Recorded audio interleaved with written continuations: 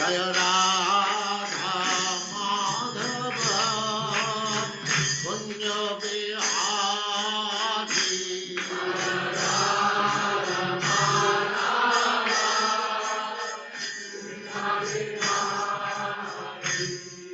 Jaya Radha Madhava Kunja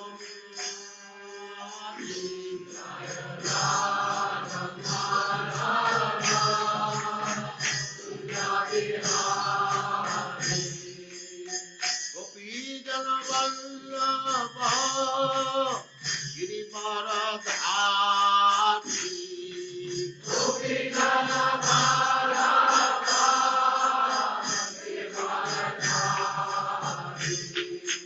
Gopi Jana Vallabha Girivaradhari Gopi Jana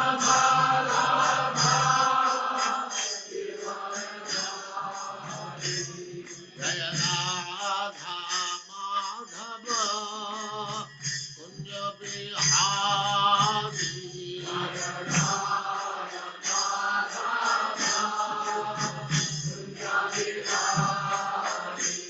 Jaya Radha Madhava Kunja Bihari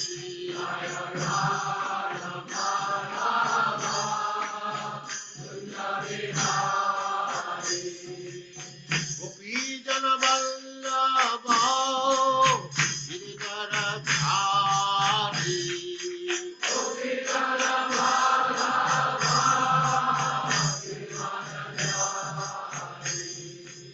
Yashodanandana Braja Jana Ranjana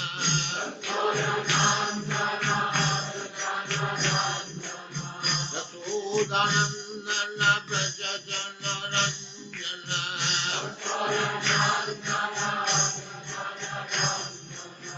Jamuna Tira Vanachari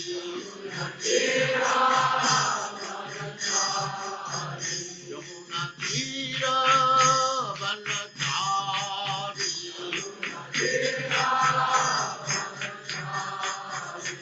Jaya Radha Madhava Kunja Bihari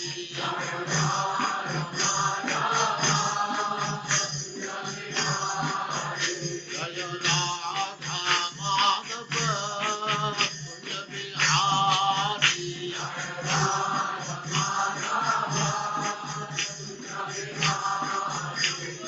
Gopi Jana Vallabha Girivaradhari Gopi Jana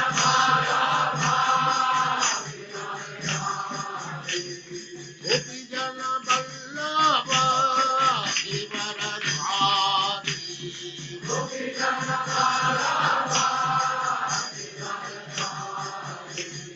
Yashodanandana Braja Jana Ranjana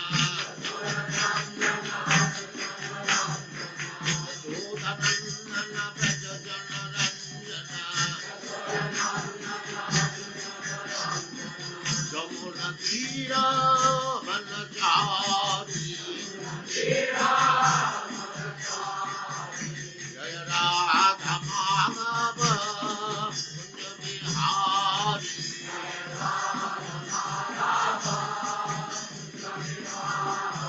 Jaya Radha Madhava Kunja Bihari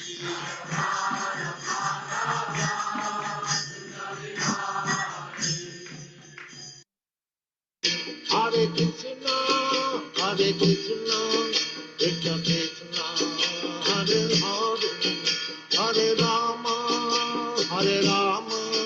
Rama Rama Hare Hare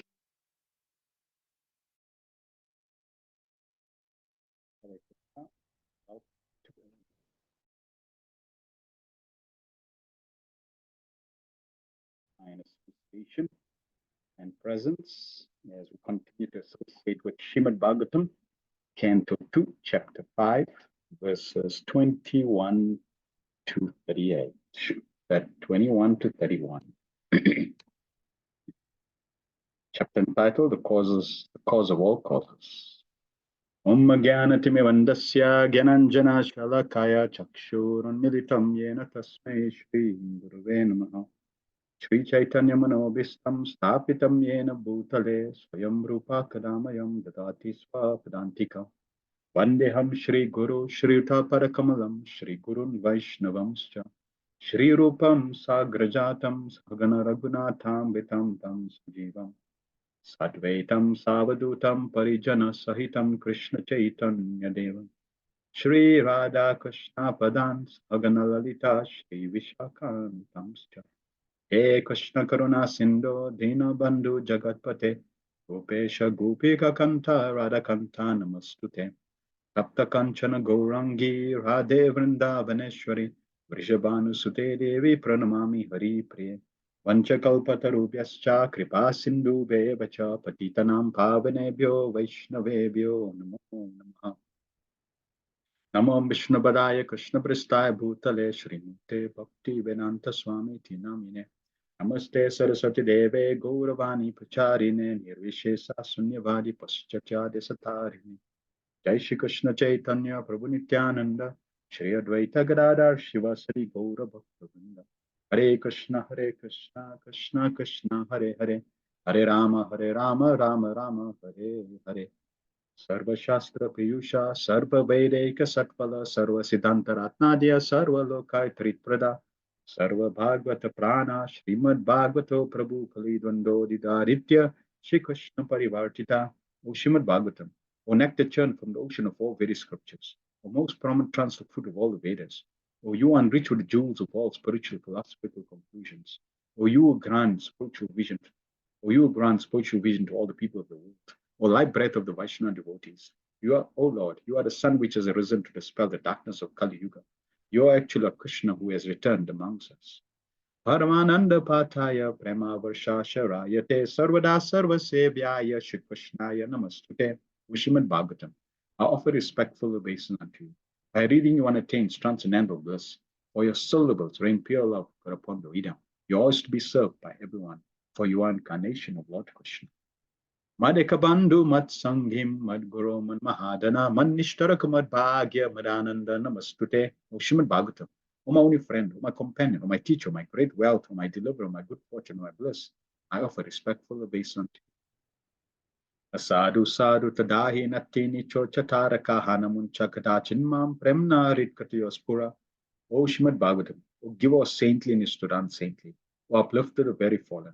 Please do not ever leave me. Please become manifest in my heart and my throat, accompanying pure love of Krishna. Hare Krishna, Krishna Krishna, Hare Hare, Hare Rama, Rama Rama, Hare Hare. Om Namo Bhagavate Vasudevaya Janmadhyasya Yatanvayadi Taratas Charte Swabhigna Swara Tene Brahma Hidayadi Kavaye Muyanti Yatsuraya Ejo Vari Mridam Yatha Vinimayo Yatrati Sargam Vrisha Tamna Svena Sada Nirasta Kwakam Satyam Param Dhimahi. O my Lord Shri Krishna, O Son of Vasudeva, O pervading personality of God. I offer my respectful obeisance unto you. I meditate upon Lord Shri Krishna because he is the absolute truth and the primal cause of all causes of creation, sustenance, instructions of the manifested universes. He is directly and indirectly conscious of all manifestation because he is independent. He is independent because there is no other cause beyond him. It is he only who first imparted the Vedic knowledge unto the heart of Brahmaji, the original living being. By him, even the great sages and demigods are placed in illusion, as one is bewildered by illusory representation of water seeing fire, land seen on water. Only because of him do the material universes temporarily manifest by the reactions of the three modes of nature appear factual, although they are unreal. I therefore meditate upon him, Lord Shri Krishna, who is eternally existent in the transcendental abode, which is forever free from illusory representation of the material world. I meditate upon him, for he is the absolute truth. Prayanalpaisha Sabya Kalavasmin Yuge Jana Manda Sumanda Mateo Manda Bhagyupadrita. O learned one in this iron age of Kali, many but short lives, they are quarrelsome, lazy, misguided, unlucky, and above always disturbed. Narayana Namaskritya Narochevam Narotamam Devim Saraswatim Vyasam Tato Jayamudhirayat. Before reciting the Srimad Bhagavatam, which is the very means of conquest, one should offer respectful obeisance unto the personality of God and Narayan. Unto Narayan Rishi, the supermost human being, Mother Saraswati, the goddess of learning, and unto Srila Vyasadeva, the author. Savai Pumsa Parodharmo Yatho Bhaktira Dokshajaya Haitukya Prakyata Yat Masuprasiddhati, the supreme occupation, dharma of all humanity, that by which man can attain to loving devotional service. Attain to loving devotional service unto the transcendent Lord. Such devotional service must be unmotivated and uninterrupted to complete satisfies. Vasudeva Bhagavati Bhakti Yoga Prayojita Janat Yatsu Vairagyam Jnanam Chayat Ahitukam.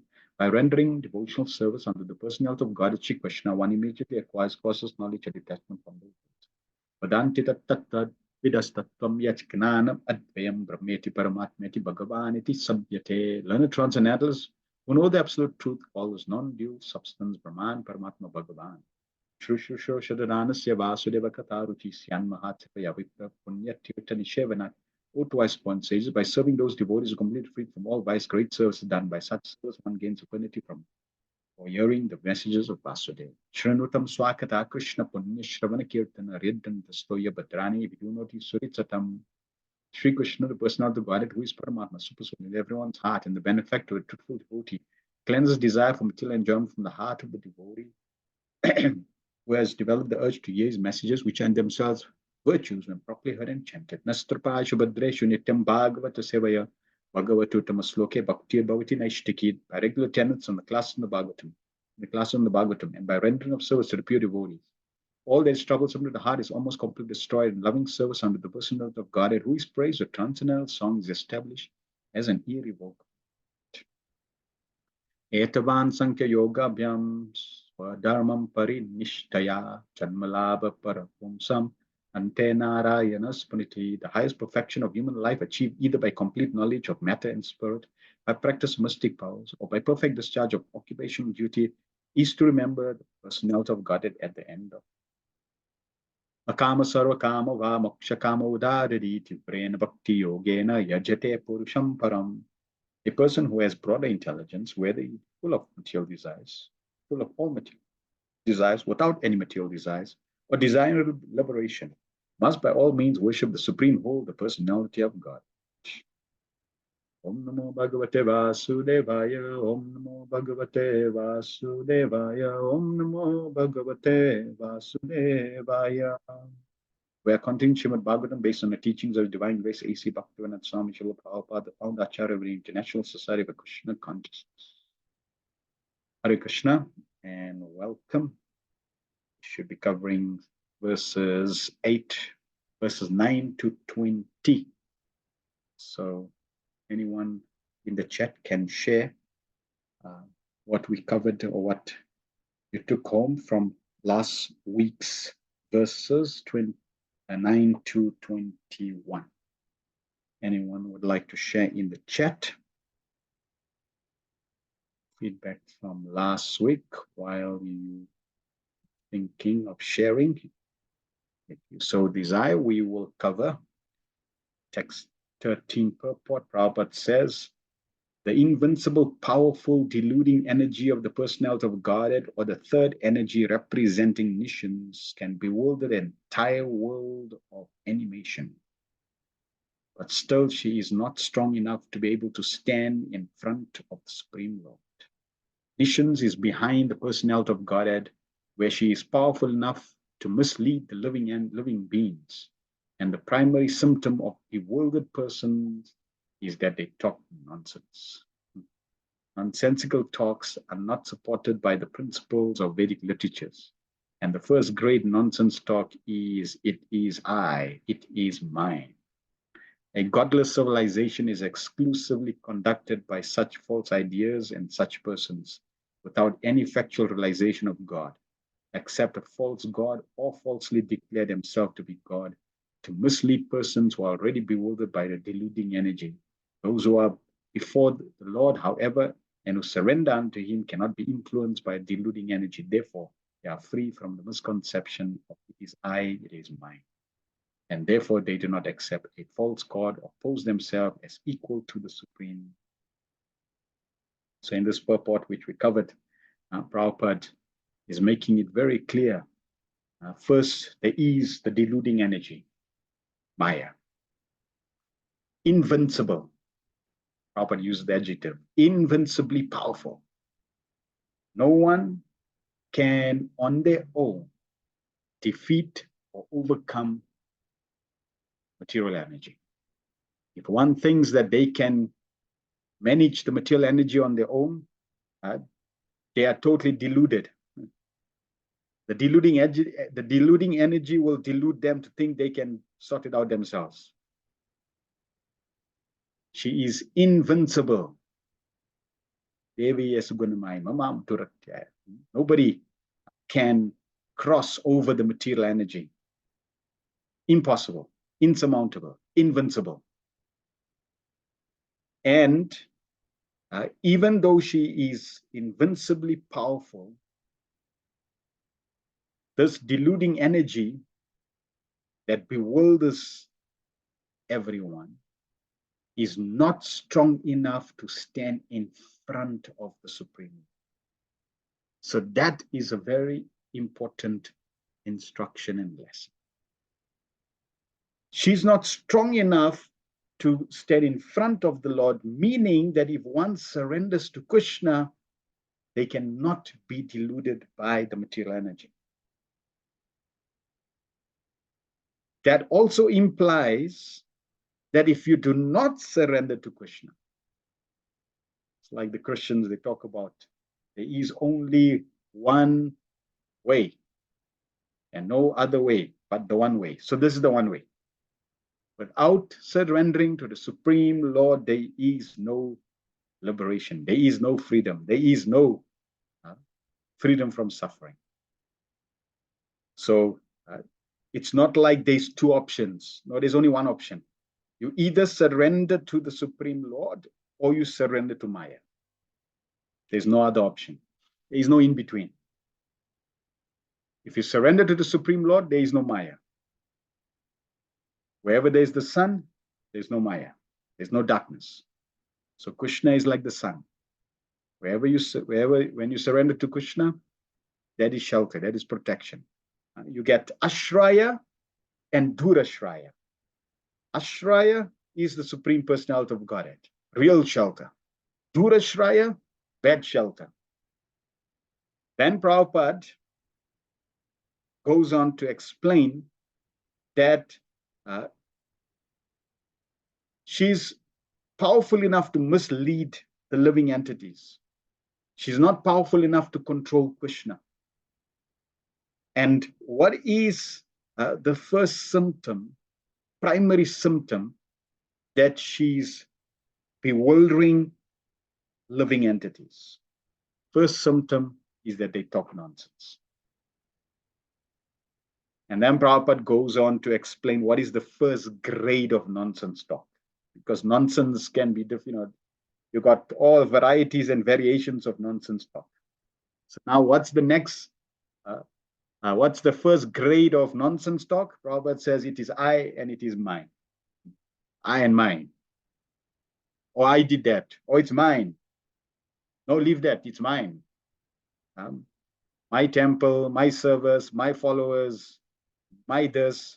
It is I that doing. I'm great. I'm powerful. I'm God.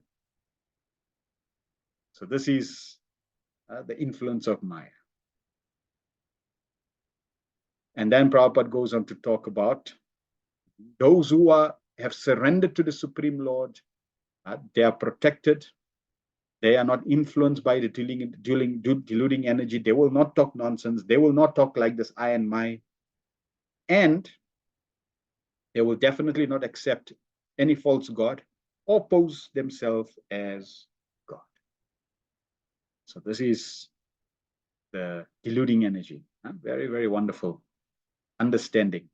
And you can see very systematic Prabhupada's sharing. All right, Sharina says, Hare Krishna, please accept my humble obeisance, appreciation. Lord Shri Krishna is ultimately the supreme cause of all creation, but the Lord inspires the individual soul to create what is already created by him. But out of the goodwill of the Lord, discoverer of something in the world is credited as its discoverer. Yes. It's interesting, this aspect of inventions. The one time I was researching And I found one article where they show how many inventions, and it verifies this point, that where does one get the inspiration to invent something? It comes from Krishna. Where does Lord Brahma get the inspiration to create as a secondary creator? He says from Krishna. So they showed a list of all the inventions over a certain period, in as many as that were recorded across the globe. And what they were highlighting was that they were the same inventions that were discovered, or in same, if you call it invention, the same invention that was discovered, but in different parts of the world. So one inventor in, let's say, the eastern part of the world discovered and found something, and the same invention was found by somebody else in another part of the world. And yet these people don't know each other. So naturally, the question that was coming up was, well, and this wasn't just one incident. There was like multiple incidents of the same technology, same invention, sometimes the same blueprint, that the inventor was drawing down. And the author was asking this question, like, how is that possible? It's like, how can you get the same invention? And practically many of them were around the same time. So he's asking the question, how are you able to get the same invention, get the same inspiration to reveal the same invention and have the same blueprint around the same time? Doesn't make sense. Logically doesn't make sense, because you don't know these people, you don't know each other, you're in different parts of the world. So how is it possible? Well, the answer is very simple: because you are inspired by the Supreme Lord. One Supreme Lord, one Super Soul. Therefore, the inspiration is there. Krishna is inspiring different souls with the same invention. So in that way, yes, all whatever we are able to create is really inspired by Krishna. And therefore, somebody who surrendered to the Supreme Lord will always give credit to Guru and Gauranga, to the Supreme Lord and his spiritual teachers. Madhachana Siddhi says, Hare Krishna, Durga will never come in front of Krishna. Yes, as we read, she will stand behind. She feels so embarrassed because by her potency, she's bewildering so many living entities and making them claiming to be God. Yes, she feels it's my fault. I am bewildering the living entities. So she feels a little embarrassed. She has a thankless task to bewilder the living entities. Thank you. So we, in the first section of this chapter 5, second canto, we heard about Sukadeva Goswami answering Maharaj Parikshit's question about creation by recollecting the dialogue, the discussion between Narad Muni and Lord Brahma, because Narad Muni had the exact same questions. And Sukadeva Goswami presented these 6 questions by Narad Muni. The first question was, what are the components of the material, the universe? And last week, we covered that question in text 14, that the components, I don't think I have it here. Let's see. Yeah. So the components, anyone can tell us how many components? This was the first question. What is the symptom or the components of the universe? And Lord Brahma answered that this universe has 5 components, 5 building blocks, centered around the sixth, right? So he described 5 components, but he also described the source of these components. So anyone can tell us the 5 components.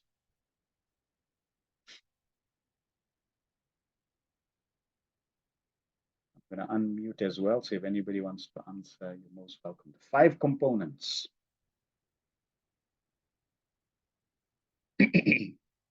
that we discussed last week.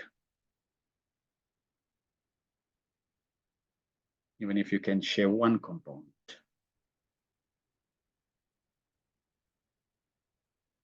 Any takers?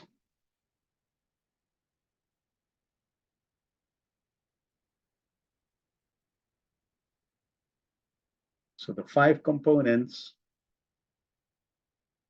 is 1, you, the living entities. Jiva, that's the first component, or at least one of the components. Time, yes. Kala, second component. What do you see all around? What would you define or say what's all around?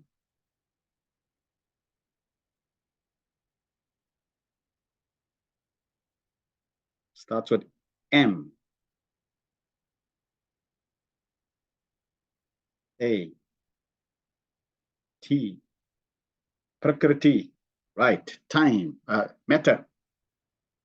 So Jiva, living entity. Time that influences everything. Matter. One of the components of creation is matter. We see matter all around. One of the components of the universe is you. You are here. One of the components of matter is time. Time destroys. Time is there. Time is very, very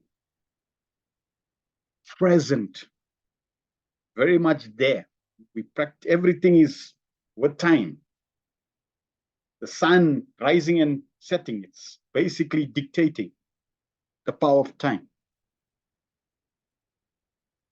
Right, and then 2 more, also related to you, which are parts of the components that Lord Brahma shared.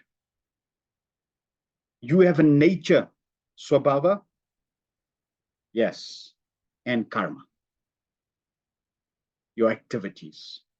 So that was and Lord Brahma said, and these components, these 5 components.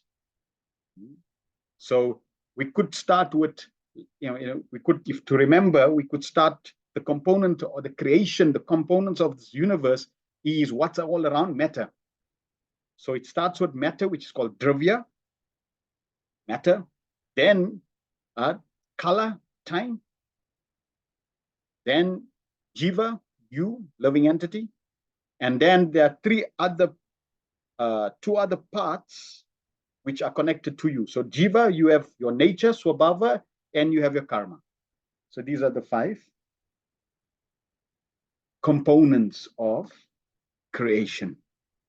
And all these 5 centered around coming from Vasudeva. So this was the first answer. Now, before I continue to summarize the rest, let me ask another question. So, Maharaj Parikshit asked about the creation. Now Sukadeva Goswami is sharing the dialogue between Narad Muni and Brahma in relation to creation.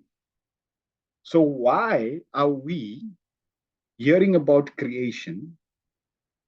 What can we learn from these episodes? Why is it important that we learn about creation? Because somebody may say, well, can we just jump to the Rasa Tattva? Can we just jump to the 10th canto and the pastimes of Radha and Krishna? This creation business is boring. Why do we have to hear about creation? Please let us know.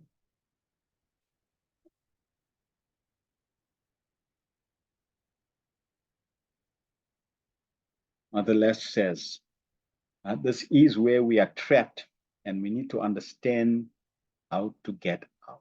Very good. Exactly.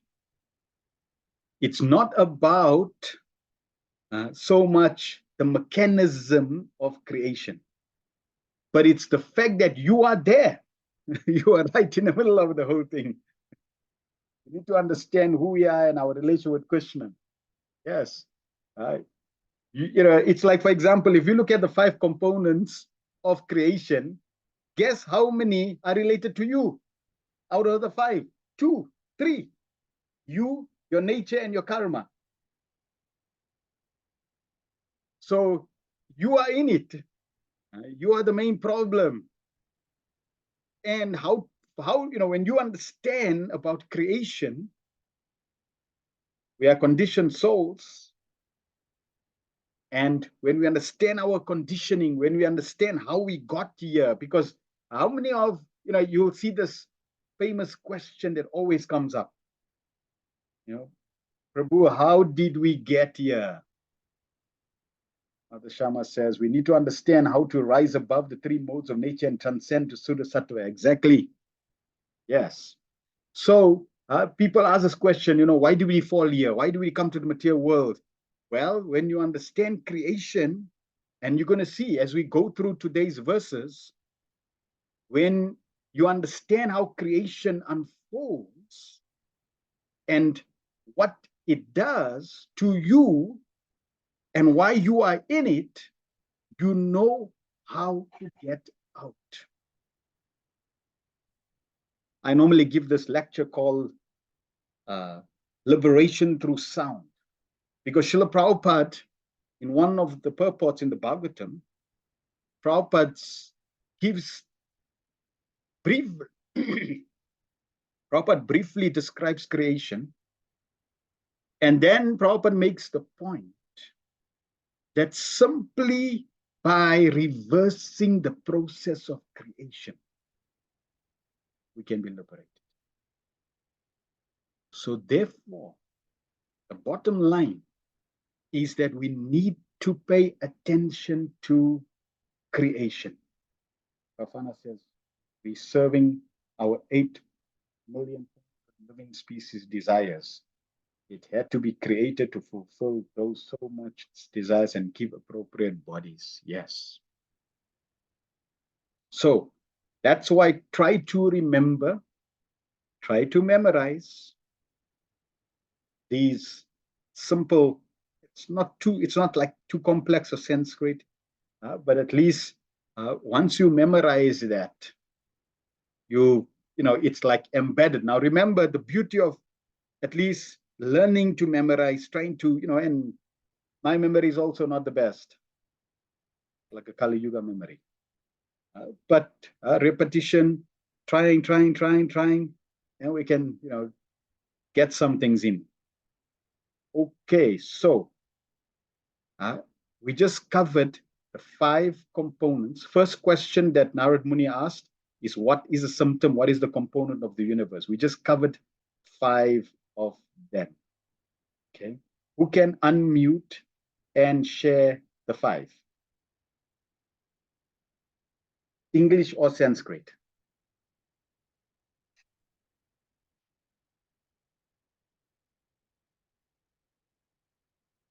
Can unmute and share.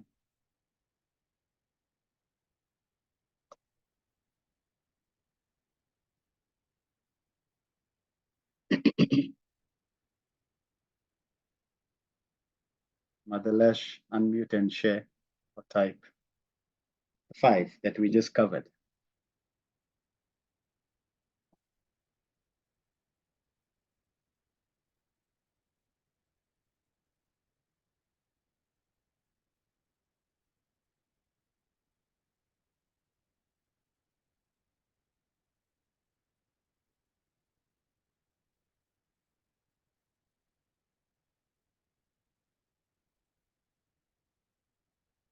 5 that we covered. It is matter, time,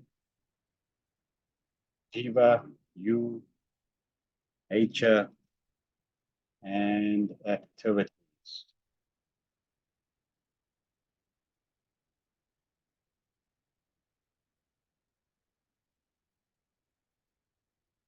So those are the 5 that we need to remember. Then the second, so that was the first question. The second question that Narad Muni asked was in relation to shelter. Yes, good. Was in relation to shelter. Now, the second and the fifth question, that what is the shelter of the universe, and is the universe dependent on something? So the second and the fifth question are related. What is the shelter? What is the universe sheltered on? And does it depend on something? And Lord Brahma, last week we heard the answer. And who can tell us the answer in one word? What is the shelter of the universe? And what does the universe depend on? Brahma Jyoti? No. So, okay, well, let's, in one sense, yes, but not the ultimate. Go a little further. Yes. Right in front of the screen, you will see Supreme Lord Narayan. So Lord Brahma says Narayan is the shelter, and Narayan is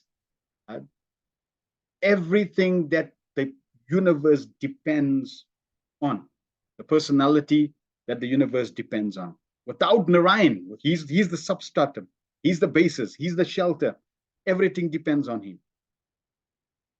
And what's interesting is Lord Brahma gave 2 verses to elaborate the adishtanam, the basis, the foundation, the shelter is Narayan. And very nice. He spoke about 2, 4, 6, 8 aspects on to emphasize that Narayan is everything. Narayana Paraveda, Narayana Deva, Narayana Angaja, Narayana Paraloka, Narayana Paramukha, Narayana Parayoga, Narayana Paramtapa, Narayana Paramgyana, Narayana Paragati. So the Vedas, the goal of knowledge, the goal of studying, the goal of education, the goal of learning is only one and one personality, Narayan. Krishna says, Vedescha Sam, so Vedescha Sarva Aham Vedo. By the Vedas, I am to be known. So, learning, why are we learning? To know Narayan. The demigods, why do demigods exist? To serve Narayan. Why are all the planets there? To serve Narayan. Sacrifices, Makka. Makka means sacrifices. Why are all the different sacrifices there? To know and understand Narayan. Yoga, goal of yoga, Narayan. The goal of austerities, Narayan. The goal of jnana, knowledge, learning, or even impersonal, impersonal paths, processes, is Narayan. And the gati, ultimate destination, ultimate goal, is Narayan. So Narayan is the basis, the shelter, and everything is dependent on Narayan. So that was the first question, which was in terms of the components. The second and the fifth question in relation to the shelter and dependence. Then the third question, which we're now going to start in today's session, we're going to hear about the third question that's going to be answered today. How is it created? The process of creation. So that's basically the subject matter we're going to be talking about today. How is it created? And the fourth question is, how is it preserved? We'll talk about that next week. And then the sixth question, which will be covered in the sixth chapter as well. In fact, the fourth and the sixth question is covered in the sixth chapter. What is the ingredients, the components also? What is the ingredients? What is the universe composed of? So that will also be discussed in the future chapters. When Lord Brahma told Narad Muni that Narayan is basically the primary creator, I'm inspired by him. He supervises everything and he inspires everything.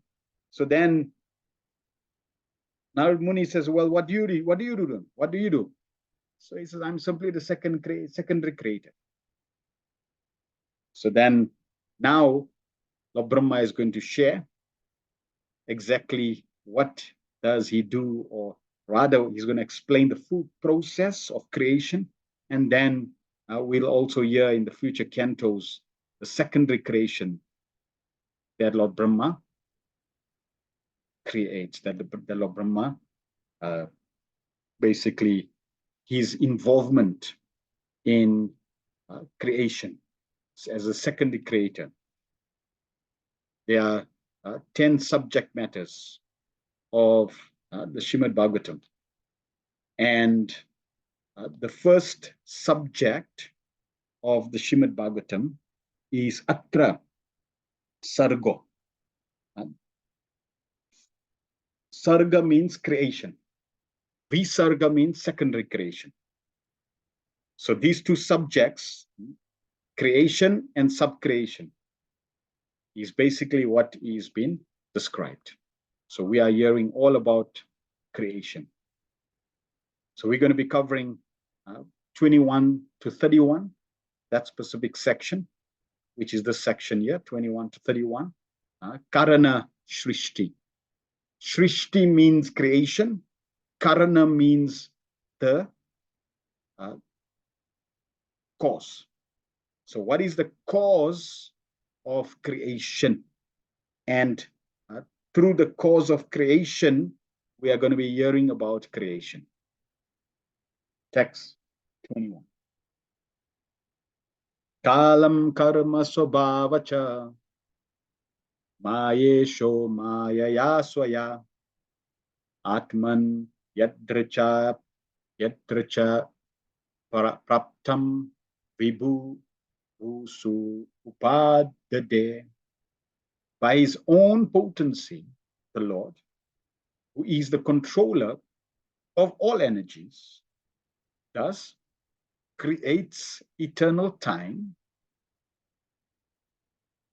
the fate of all living entities, and their particular nature for which they are created, and he again merges them independently. So now we are hearing about creation. And just from this verse, what can you tell me in relation to you about, in relation to you, in relation to this verse? What is this verse particularly implying?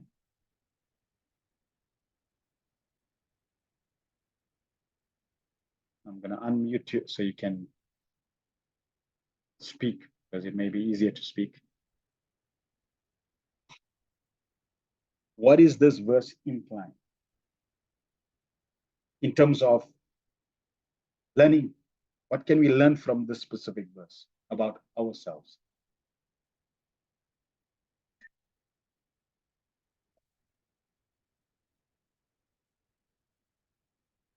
The Sharina says we are all individual souls eternally. Good. Yes.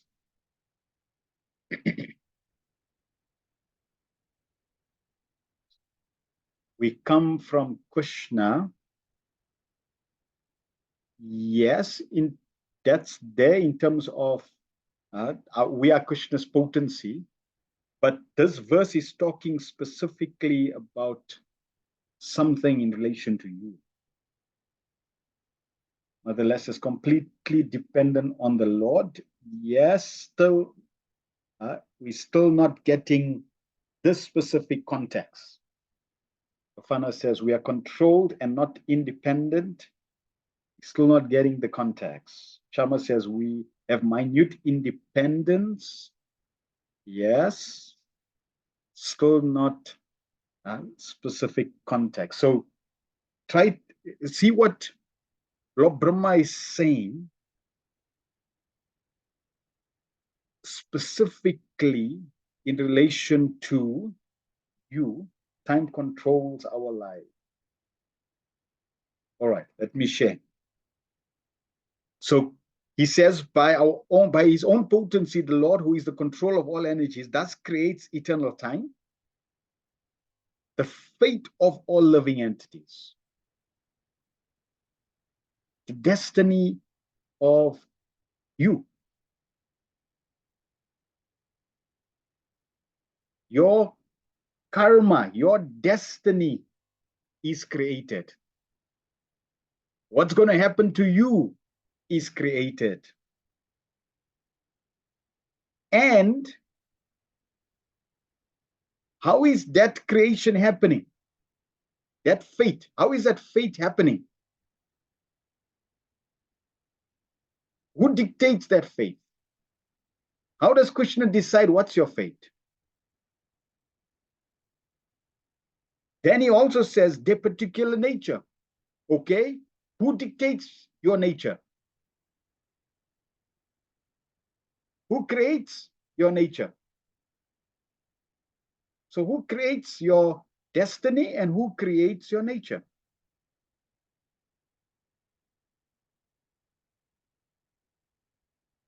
For which they were created, and he again merges them independently.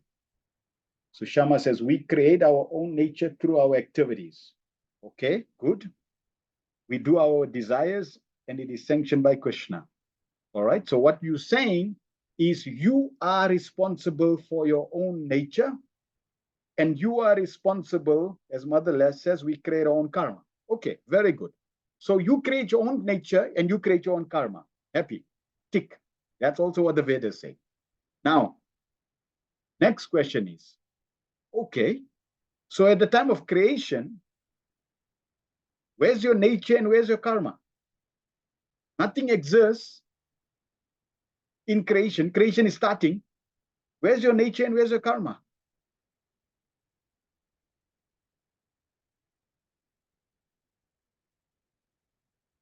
Because this is the first verse of creation.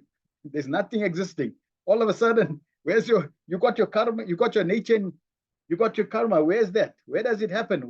How is it possible that the nature that you have, that you created, and the karma that you created continues?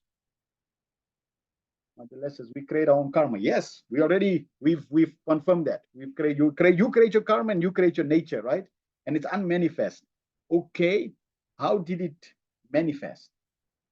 Shama says, we are wound up in the Lord, and when creation starts, we take birth according to our previous activities. Need to be manifested again by the Lord. Yes. So, when creation is destroyed, you, living entity, with your nature and your karma, at that point in time of creation, go back, merges back into Mahavishnu's body, into the Lord's body. And you do not merge, you don't become homogeneous with the Lord. Even though you go back into Mahavishnu's body, and Mahavishnu's body is completely chit, completely spiritual, chinmaya, completely spiritual, you do not become purified. You do not lose your karma, you do not lose your nature. You just go into slumber. sleep-like state into Mahavishnu's body. Now, this verse is describing how the Lord creates, which means when he creates you, the living entity that's in Mahavishnu's body, and your nature comes out. And it's not that the Lord now dictates where you're going to be, what birth you're going to take. It's like a random choice. Let me just give you suffering. Let me give you happiness. I don't like you. I like you. Okay, let me give you a good nature. Let me give you a bad nature. No, Krishna makes no such distinction. You get what you sow. According to your activities, according to the seeds you are sowing, you get that. So, therefore, creation is facilitated for you to now continue from where you left off. So this is very, very instructive in terms of our current position. Where we are, if we die right now, or if the whole creation is dissolved, when creation starts, when you get your next body, you starting from where you left off. It's not starting from zero. We are not living in silos. We are living in a continuum. And that's why I also make the point that we should, even in our devotional practice, even if it's difficult, at least consider that you can live your life or you can practice your devotional service over a number of lifetimes.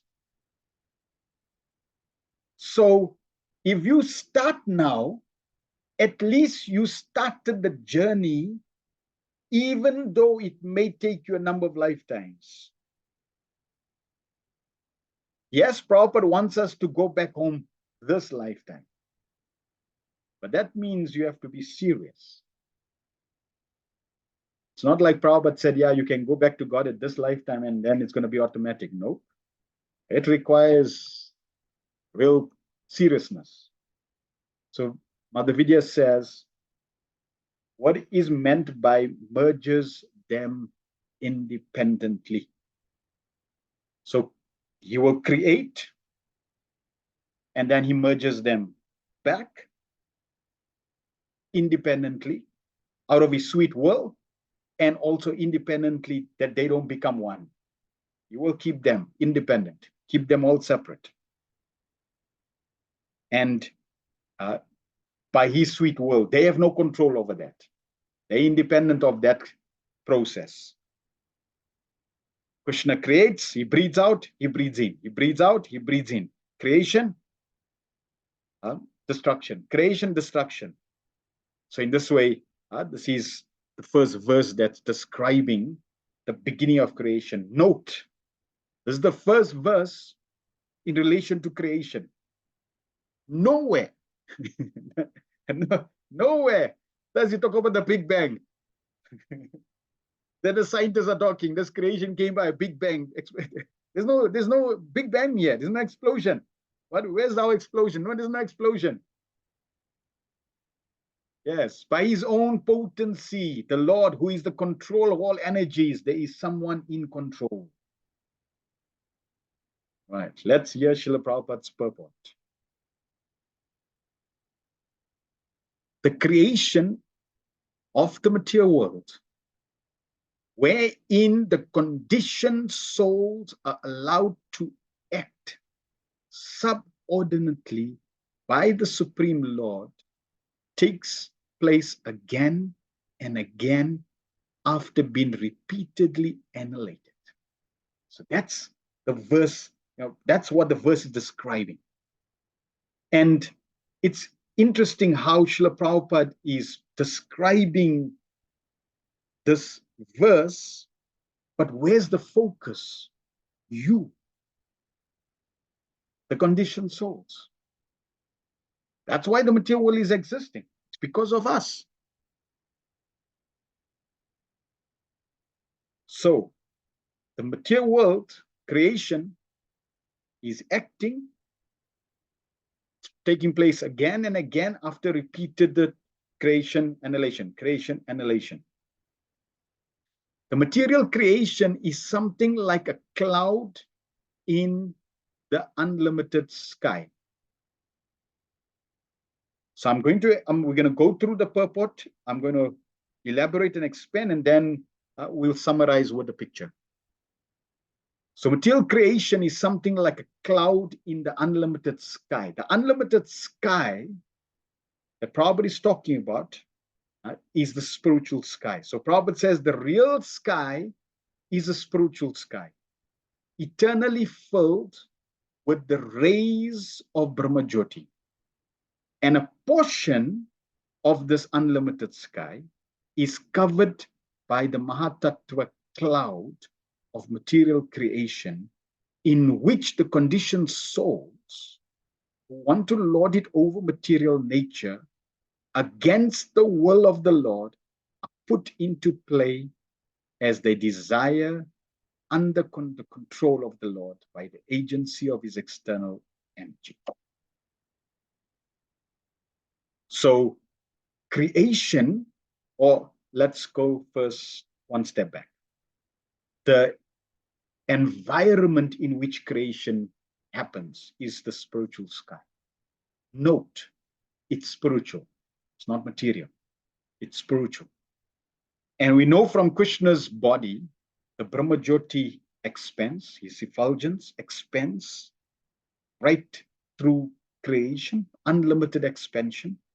And that's all spiritual. So Krishna's space, Krishna's sky is all spiritual. In one part of the spiritual sky is this cloud.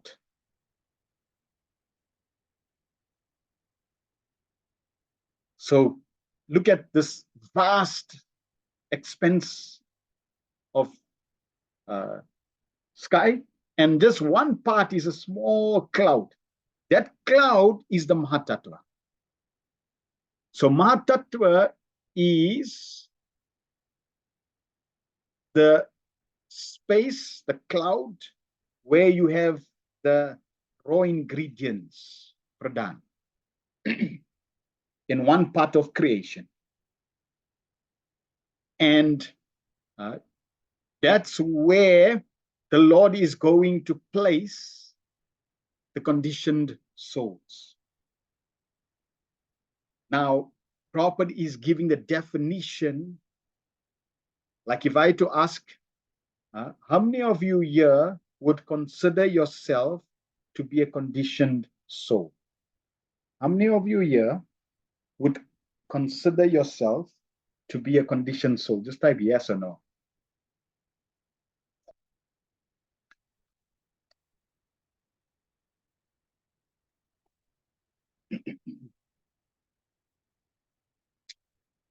Right. Getting some yeses. Good. Now, if I to ask you the next question, how would you define a conditioned soul? How would you define a conditioned soul?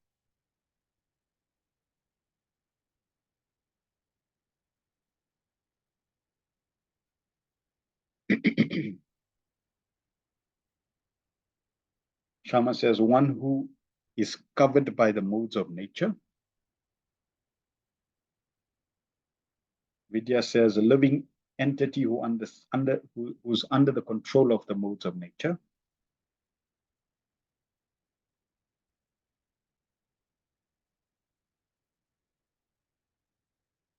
Les says, covered by material body under the control of Maya. Bafana says, actions are sanctioned according to the desires. Sharina says, a soul who still maintains some material desires and therefore has some karma. Nityananda Devi says, one who is controlled by sense gratification. All right, thank you for your response, sis. So, I'm going to share with you Prabhupada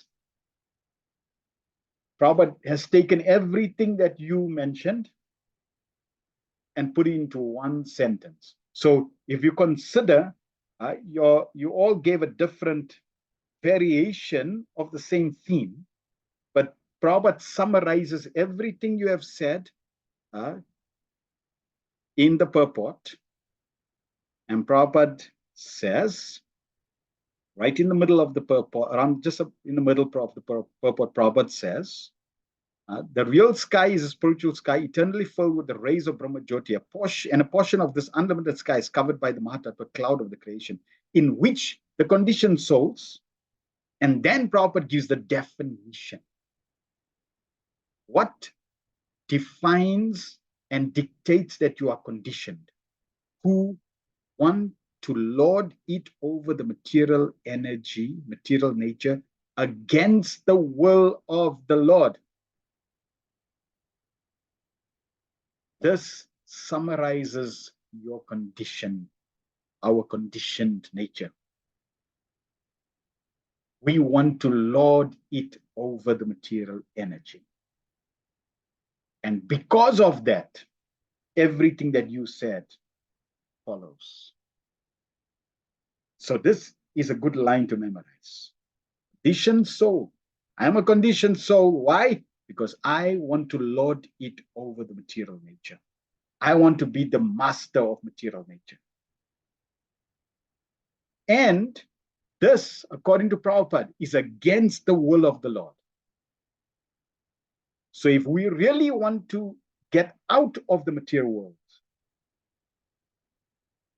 see, now if I want to reverse the process, if I want to leave this material creation, if I take each one of your points, it will be only one part of a solution, not the whole solution.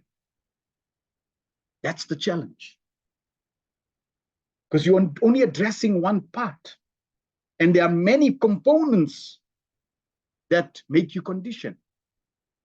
And all those components are subsets of this one specific issue that you want to lord it over material nature. So if you can resolve this issue that you want to lord it over material nature, then immediately you are liberated. And you'll see as we go through these verses of creation, this Prabhupada, very expertly, it's amazing. He's giving creation, but he's not giving you the creation minus you, minus your problem, minus your solution. Because otherwise, what's the use of then learning creation? We just said that we want to know about creation because we're in it. Now, if you're in it, at least you should learn to understand that I'm in the wrong place. And therefore, how to get out. So here's the first problem of why creation exists, is because you want to be the Lord of creation, the Lord of matter. Now, if you want to be the Lord of matter, and matter is an energy of Krishna, and you want to be the Lord of the energy of Krishna, one of the energies of Krishna, you cannot be the Lord of the energy of Krishna in Krishna's territory, in the spiritual world, in the spiritual sky. Just like if you're all working at work, how many CEOs do you have? If you have a job and you're working, how many CEOs do you have?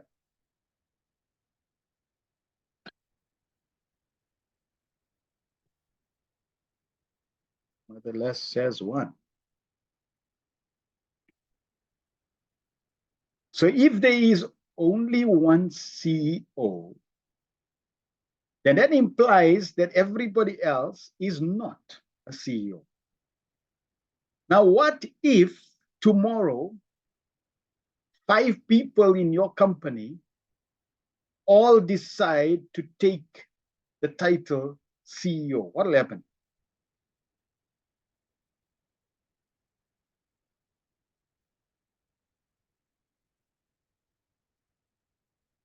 Tomorrow, 5 people in your job will come and decide to take the title CEO. What will happen? Sharina says chaos. No, more than chaos, Sharina. Vidya says conflict. No, more than conflict. What will happen? Disaster. No, more than disaster.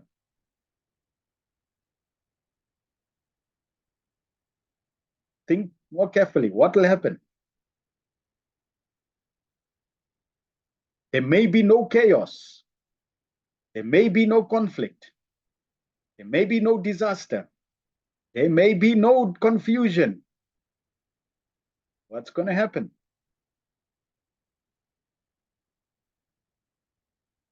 Okay, let me give you a hint. Let's just say there's one CEO. Now, if 5 other people take on the title of CEO, what do you think will happen? Very simple. What do you think the CEO is going to do? What do you think the real CEO is going to do?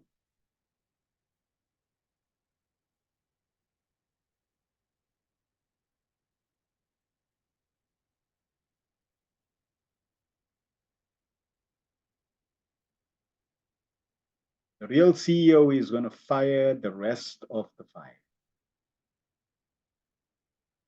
Yes or no? He's the CEO. He's the real CEO. He's got the power. He's going to clean up. Exactly. He's going to say, hey, you 5. Okay, you fired. Done now. And if they don't want to leave, he'll just call the police and take them out. Now, as soon as he does that, he just fired them. Is there any conflict? Is there any disaster? Is there any confusion?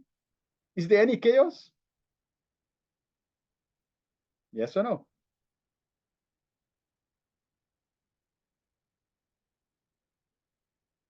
No. So that's exactly our situation.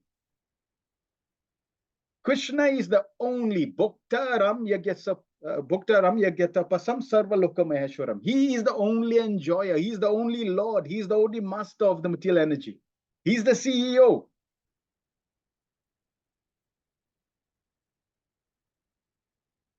Yes, he's the CEO. And because he's the CEO, as soon as you want to be the CEO, guess what Krishna is going to do? He's going to fire you. And how does Krishna fire you?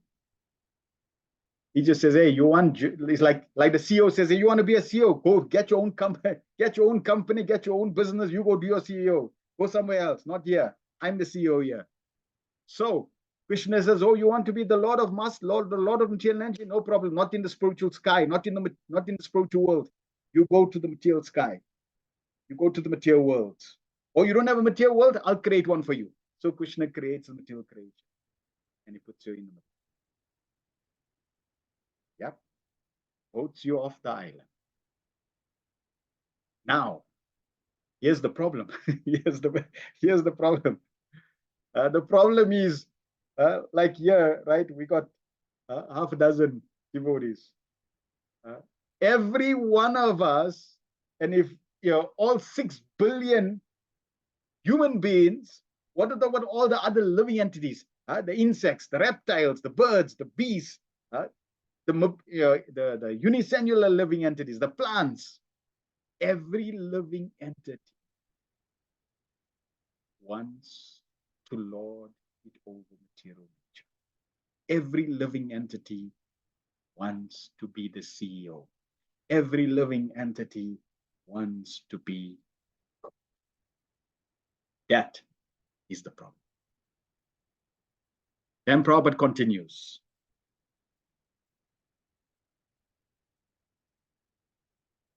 So Prabhupada, and also Prabhupada says, and are put into play as they desire under the control of the Lord by the agency of his external energy. Krishna just say, oh, you want to be CEO? Yeah, you're under the material energy. Now you can play CEO. So everybody is playing CEO in this creation. As the rainy seasons appears and disappears regularly, the creation takes place and is again annihilated under the control of the Lord, as confirmed in Bhagavad Gita 8:19. So the creation and the annihilation of the material worlds is a regular action of the Lord just to allow the conditioned souls to play as they like and thereby create their own fate of being differently created again in terms of their independent desires at the time of annihilation. So, because of our own desires, we all in our own silos, we all on our own journey. That's why Prabhupada always say you are flying your own plane. And the annihilation is created again and again. The cycle is created again and again. Krishna creates the playground, dissolves the playground, creates the playground, dissolves the playground. Now somebody may say, why Krishna could have just made the playground to be eternal. So why did Krishna not create a playground that's eternal? Why is the cycle of creation, destruction, creation, destruction, creation, destruction? Why not just creation once and then we stay CEO, trying to become CEO eternally?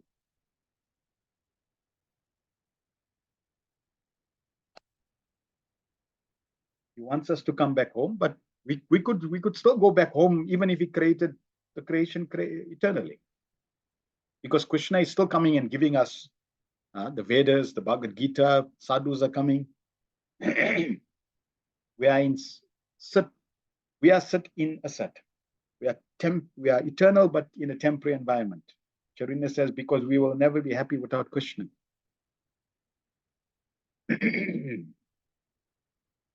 All right, let me share why. One reason why. Of the 5 components, 2 components are not related to you specifically. What are they?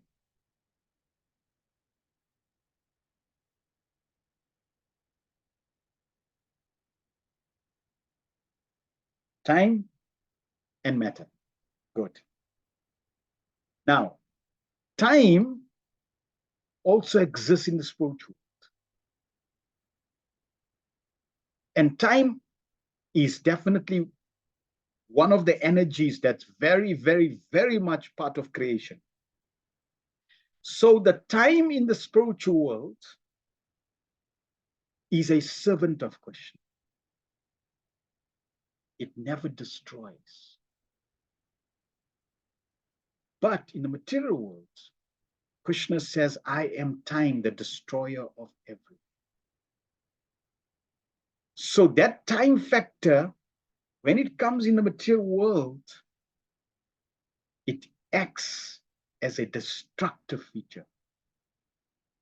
And because it acts as a destructive feature, when there is creation with that Kala Shakti, with that time, guess what's happening to creation over time?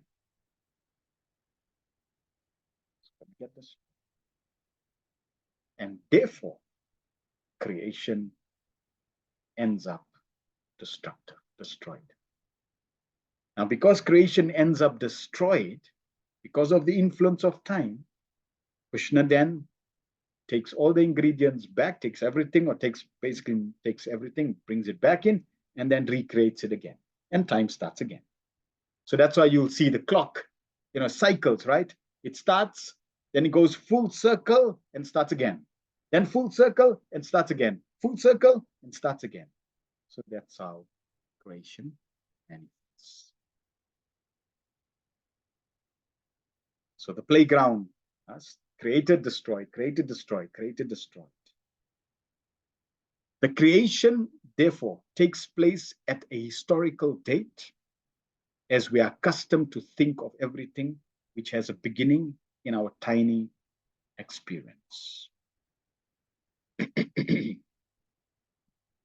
process of creation and annihilation is called anadi. That's cyclic. Creation, destruction, that's eternal, anadi. Or without reference to date regarding the time the creation first took place. Because it's cyclic, you can't say it started at a certain point in time. Because the duration of even a partial creation is 8 billion, 8,640,000,000 years.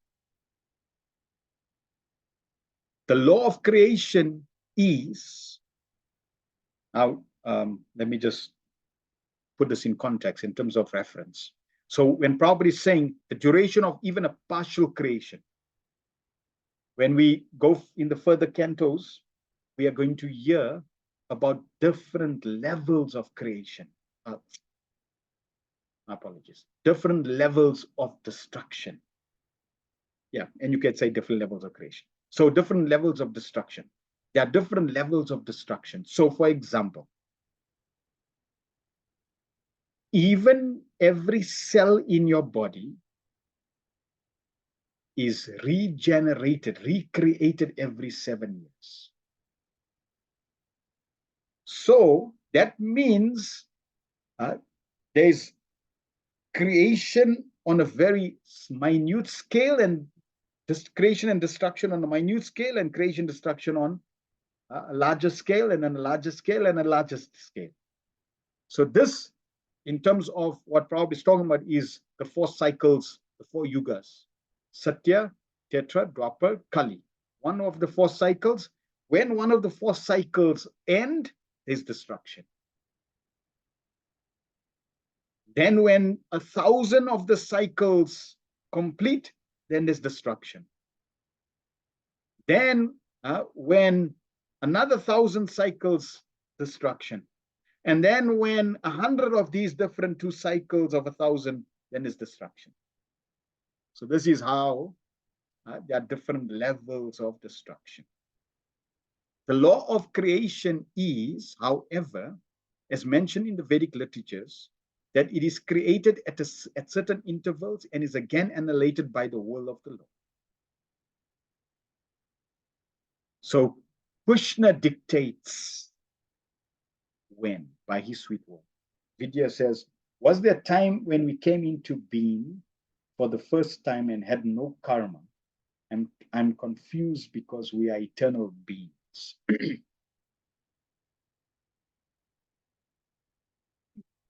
So karma is the only, okay, there are 5 subject matters in Bhagavad Gita. Let's go quickly to Bhagavad Gita. Who can name me the 5 subject matters discussed in Bhagavad Gita? So Madri gave one already, Ishwara, only one. Somebody else need to give me the next. 5 subject matters in Bhagavad Gita. Prakriti, Kala, and Jiva. Right. So we got Ishwar, Prakriti, Kala, and Jiva. One more. Karma. Great. So we got 5. Now out of the 5, only one is temporary. And that one is? Out of the 5 which are eternal, only the karma is temporary. Which means the 5 are eternal. They always exist, but karma had a beginning. Which, according to your question, Vidya, that means at one point in time, you had no karma. Now, you may then lead to the next question of, well, then why you are here? Because you have minute independence. And because you have minute independence, that means you have minute independence to create karma.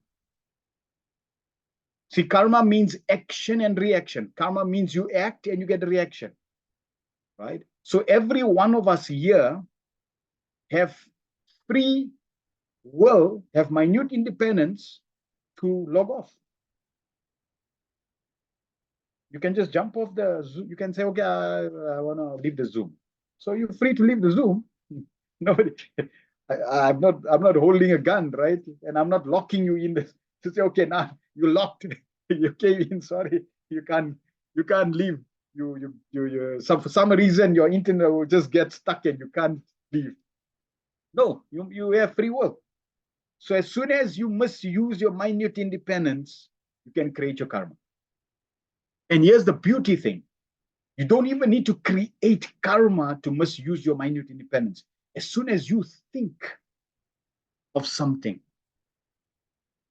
Prabhupada in one of the purports in the Bhagavatam, he gives the example that as soon as you think, now someone may say, but why you can think? Because you have minute independence. Krishna never stifles your thinking. That's why Krishna conscious is not brainwashing. Krishna conscious is not, forcing you to think and removing all your other thought patterns. No. You basically decide to be nice. I wonder what it's like. Okay. You wonder? Okay. As soon as you wonder, you're in Wonder World. You're in Wonderland. Welcome to the world of Disney. You're in the material world. Wonderland. And what's your first type of body? Brahma. Krishna has to peg it somewhere. So he pegs it as Brahma. So there you are. Now, the thing is, you're not the only one that's here for the first time. Creation has been, as Prabhupada says, the process of creation and annihilation is called anadi. It's been going on for eternity. You're not the first to be here. Like, it's like someone, I found America, I'm the first here. Well, there's living entities that already are there before you. Do we start with the lowest species, 8,400,000? You start with Brahma. Start with the highest. So that's where you start. And we will cover in the future cantos. From Brahma, you start falling down. And how you start falling down? We're going to get there. Right. Let us continue. So, the law of creation is how I mentioned in the Vedas literature that is created at certain intervals and is again annihilated by the will of the Lord. The whole material or even the spiritual creation is a manifestation of the energy of the Lord, just as light and heat of fire are different manifestations of the fire's energy. So everything is energetic. Everything is energy. It's Krishna's energy. Whether it's material or spiritual, it's all Krishna's energy. The Lord exists. The Lord therefore exists in his impersonal form by such expansion of energy, and the complete creation rests on his impersonal feature. His whole creation rests on the impersonal feature, which is the Brahmajyoti. That cloud is in the space of Brahmajyoti. Nonetheless, he keeps himself distinct from such creation as Purna or complete. And so, no one should wrongly think, due to the Lord's unlimited impersonal expansions, that his personal feature is not existent. See, if you go to the spiritual world now, who are you going to see? Let's say if you go to Vaikunta, you go to Dwarka, you go to Ayodhya in the spiritual world, in the spiritual realm, and you go to Vrindavan, who are you going to see?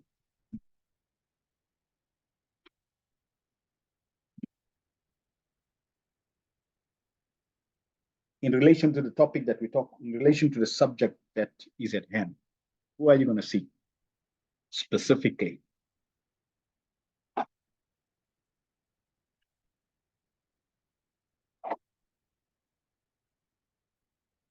Krishna, the Vishnus. Yes, you're going to see them. You're going to see the Supreme Lord.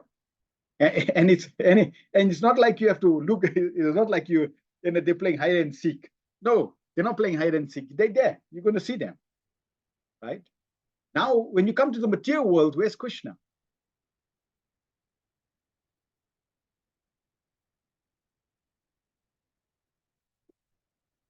When you come to the material world, Krishna is not around. And why is Krishna not around? Come back to that example I gave of the CEO. See, you were with the CEO. Now you want to become the CEO. He fires you. So when he fires you, you're going to go to an environment where he's not there because he fired you. So we are in the world where Krishna is not. In one sense, right? That's why Prabhupada is saying is Krishna's not here so that you can play your lording over material nature. You can try to become Krishna, you can try to become God, you can try to enjoy and suffer. But he's actually everything. And we're going to, as we unfold the creation, as we hear more from Lord Brahma, he's going to show, he's going to give the full explanation. So from this specific context, Prabhupada is just warning us that the creation looks like there's no God, it's impersonal. But no, he's very much there. But he holds the right not to reveal his true identity. Why? Because you want to be him. So why would Krishna show himself if you want to compete with him? Therefore, Krishna is in the background. But the creation is very much facilitated by him. Prabhupada continues. The impersonal expansions are a manifestation of his energy, and he is always in his personal feature despite his innumerable, unlimited expansions of impersonal energies. What are the impersonal energies Prabhupada is talking or referring to here? Give me some examples. What are some of the impersonal energies that Krishna is talking about, that Prabhupada is referring here?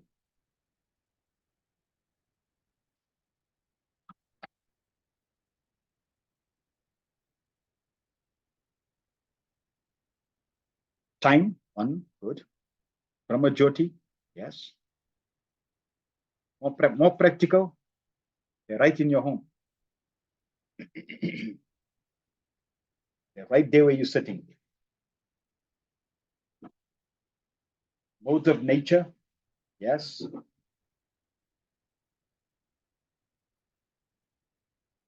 Earth, water, fire, air, ether.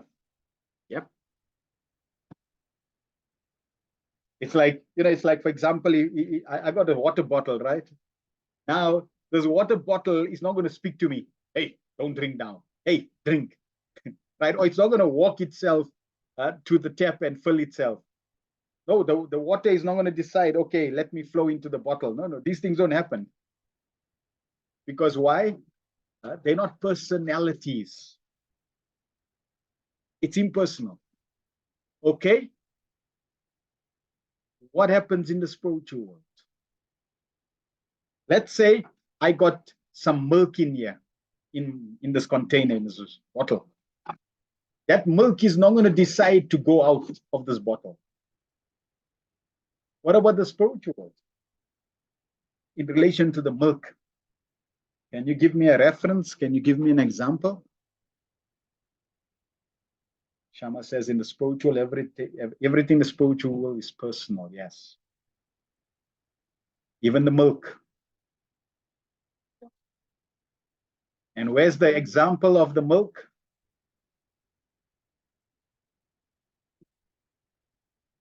Yes, Damodar Leela. If you go to Mother Yashoda's kitchen, the milk was overflowing. The milk was fully conscious. In the spiritual world, everything that you see in the spiritual is fully conscious.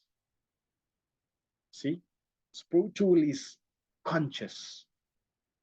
It's Krishna's energies, but everything is conscious. The material world is also Krishna's energy, but it's impersonal.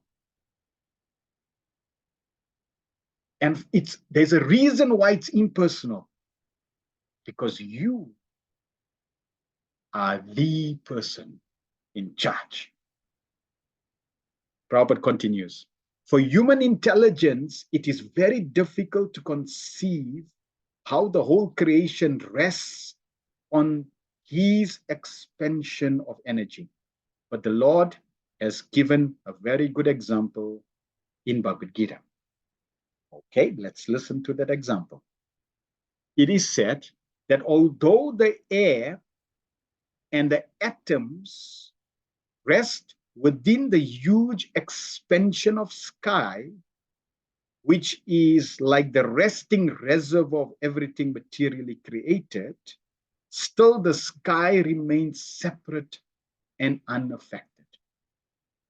So the sky is there, and the air is there. The air is within the sky, bound by the sky, and the air can move wherever it wants, but it is bound by sky.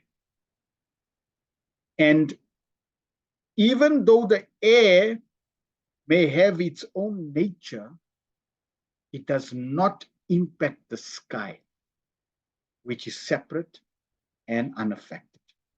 Similarly, although the Supreme Lord maintains everything created by his expansion of energy, he always remains separate.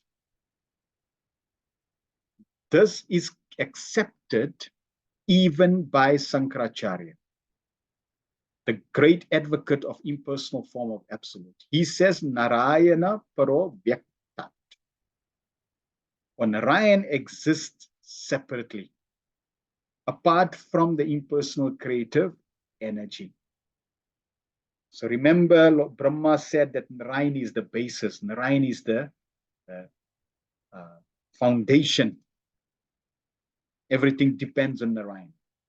So if everything depends on Narayan, he's the foundation, he's the basis, and he creates, then he always exists eternally, independently, and he's not impacted. And even Sankaracharya says, Narayana Paro Vyaktat. The whole creation thus merges within the body of transcendental Narayan at the time of annihilation. And the creation emanates from his body again with the same unchanging categories of fate and individual nature. The individual living entities, being parts and parcel of the Lord, are sometimes described as Atma, because they are qualitatively one with him in spiritual constitution. But because such living entities are apt to be attracted to the material creation, actively and subjectively, they are therefore different from.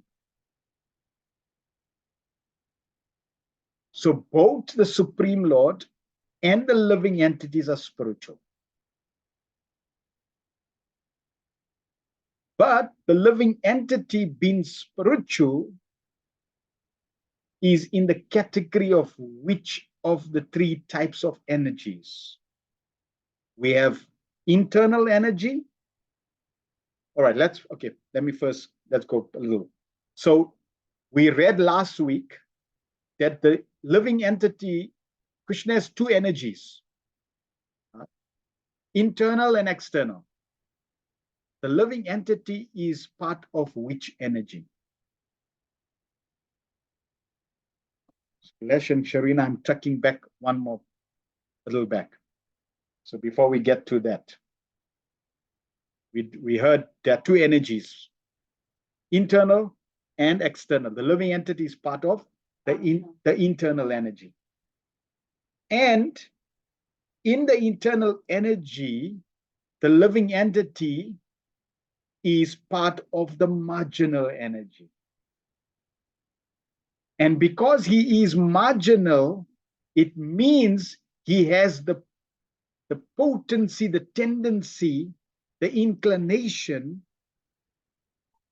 to go both sides, to go to the internal side and or to the external side. See, Krishna doesn't dictate that. It's just the way we are created. It's just the way we exist, right? We have a tendency to go both ways. Just like you have a tendency to either see Bollywood movies or Abhaicharan. It's there. Options are there. Both options are available and both tendencies are available. So that's why the living entity is, in terms of spirit, he is spiritual, but in terms of tendency, he's marginal. He has the ability to fall.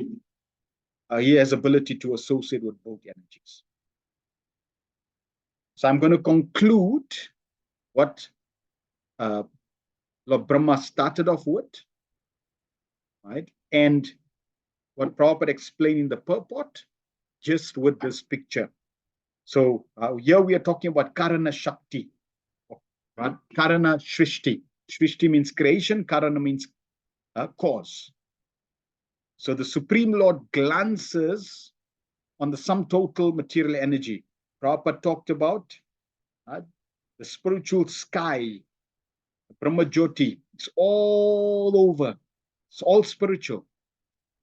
And one part of the spiritual sky, where the pradhanis, the material ingredients are, in its unmanifest, in its raw form, is there. So that's the spirit. That's a cloud.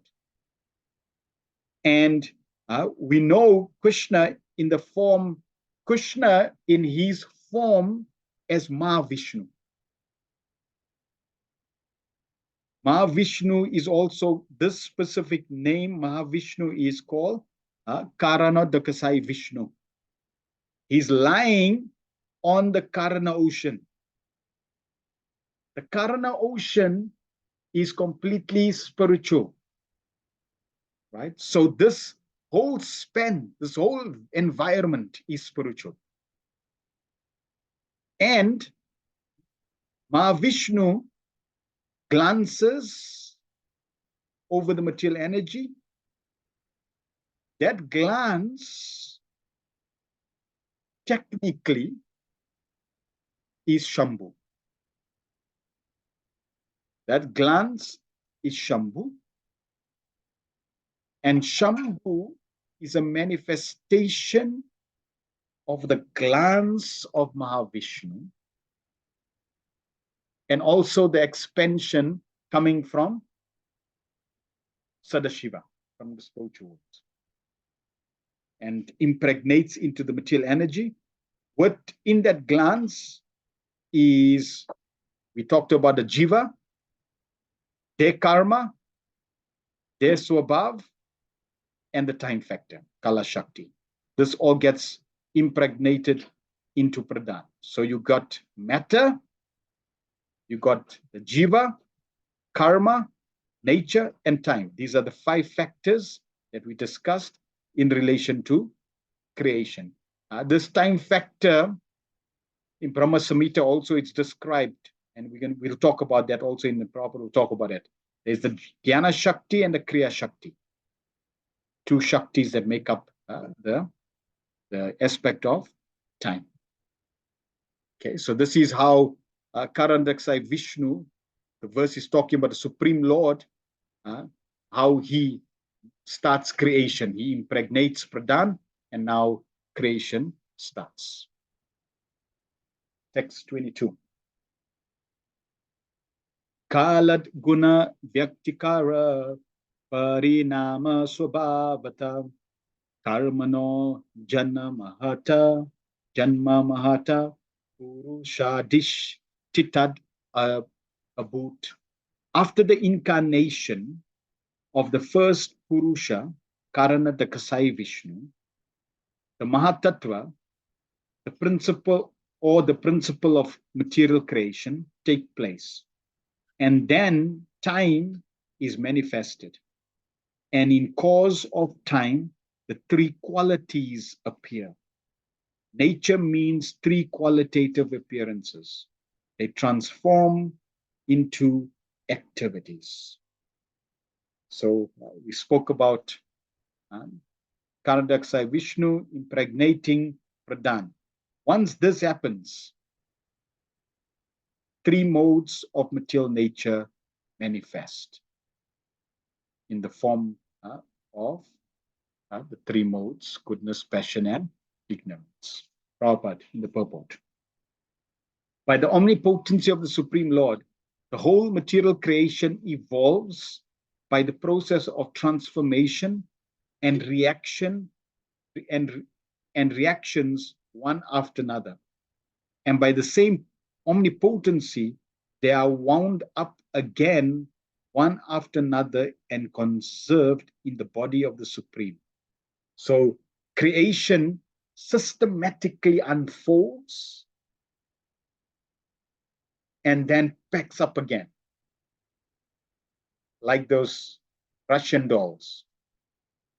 You open one doll, then the same feature doll is in there. Then you open that doll, and then another doll is. And you open that doll, another doll. And like that it goes. And then unpacks.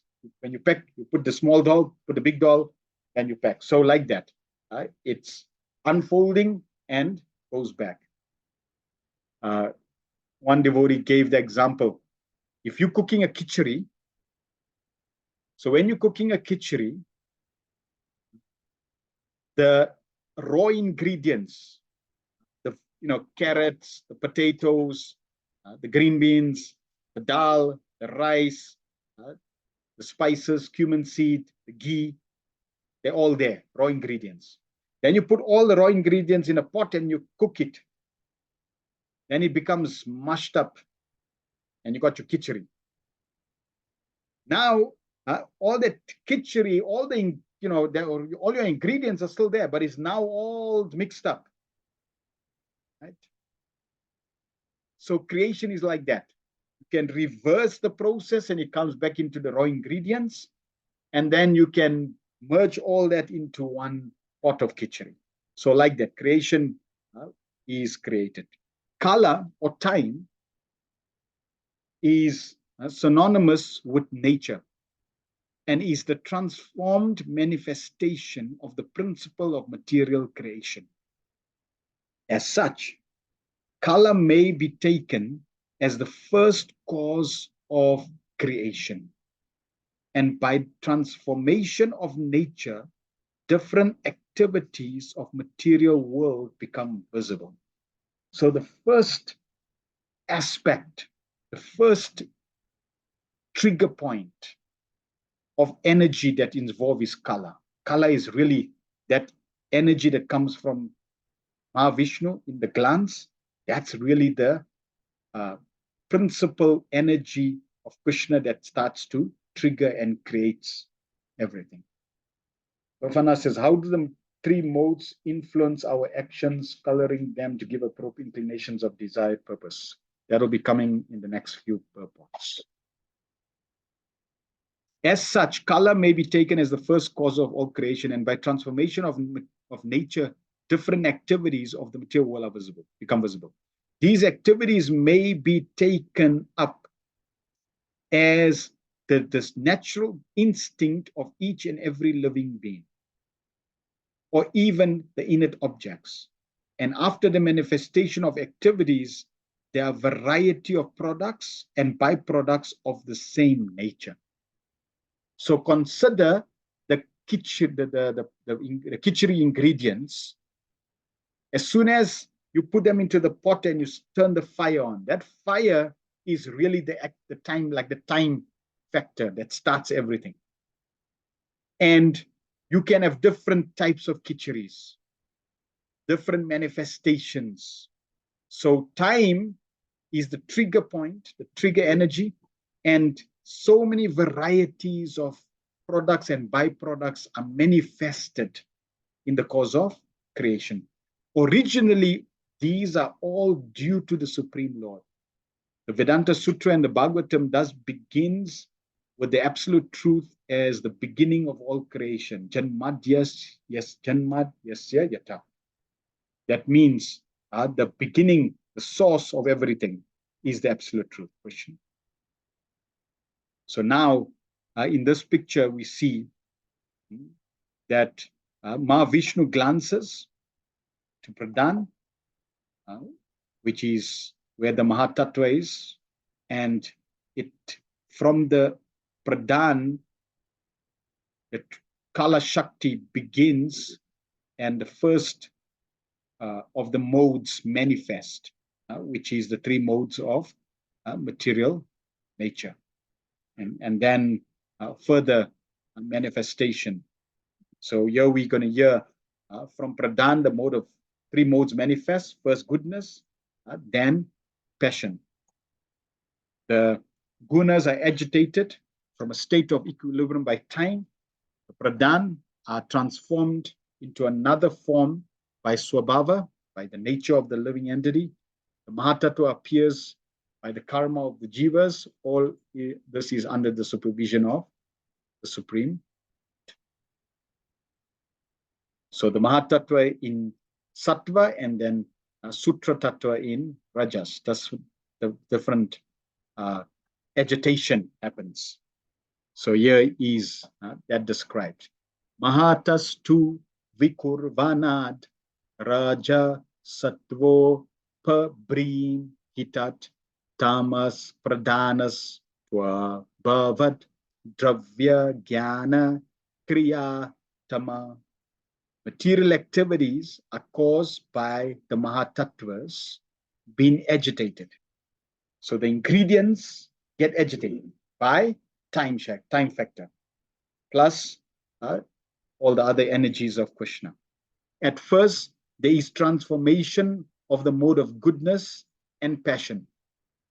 And later, due to the mode of ignorance, matter, material knowledge, and the different activities of material knowledge come into play.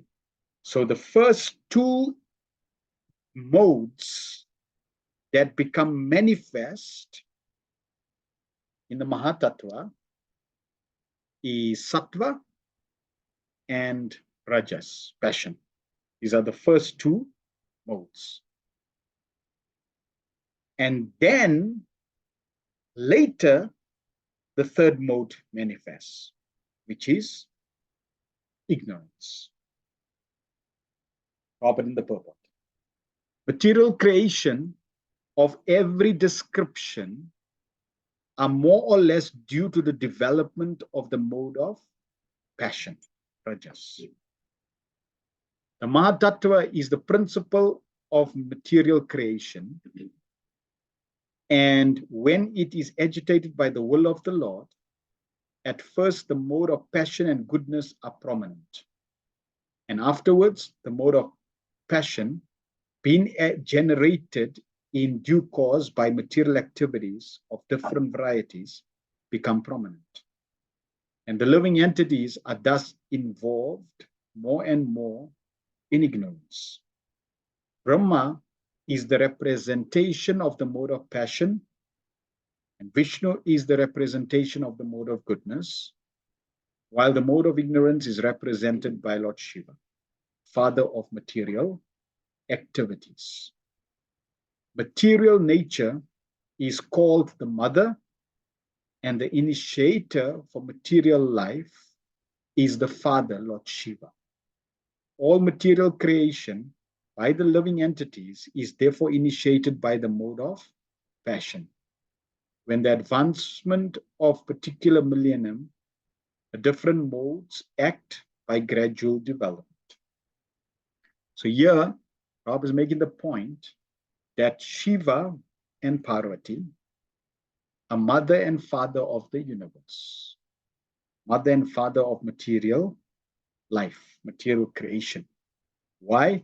Because that initial glance is actually Shambhu, and Pradhan is material nature, the form of Durga, and the living entities which are in the glands get impregnated into Durga, and therefore the living entities are actually children of Lord Shiva and Parvati in terms of this specific context of creation. But we know that Durga is not independent and Shambhu is not independent.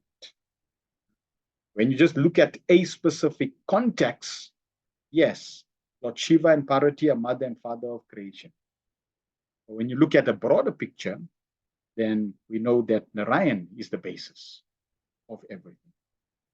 In the age of Kali, when the mode of passion is most prominent, material activities of different varieties in the name of advancement of human civilization take place, and the living entities become more and more involved in forgetting their real identity, the spiritual nature. So passion is required for creation. And Prabhupada is making the point that passion is very much prominent in Kali Yuga. And what does passion do? Because people get so caught up in a passionate nature, they focus on technology and advancement, etc. Slowly, that passionate mentality allows them to forget their real identity. By a slight cultivation of the mode of goodness, a glimpse of spiritual nature is perceived. But due to the prominence of the mode of passion, mode of goodness become adulterated. So goodness brings knowledge. And with that knowledge, you can understand your identity. That's why spiritual life, to advance in spiritual life, the lifestyle of mode of goodness is very, very relevant and conducive. Out of the 700 verses in Bhagavad Gita, over close to around 100 verses are all related to the modes of material nature in Bhagavad Gita.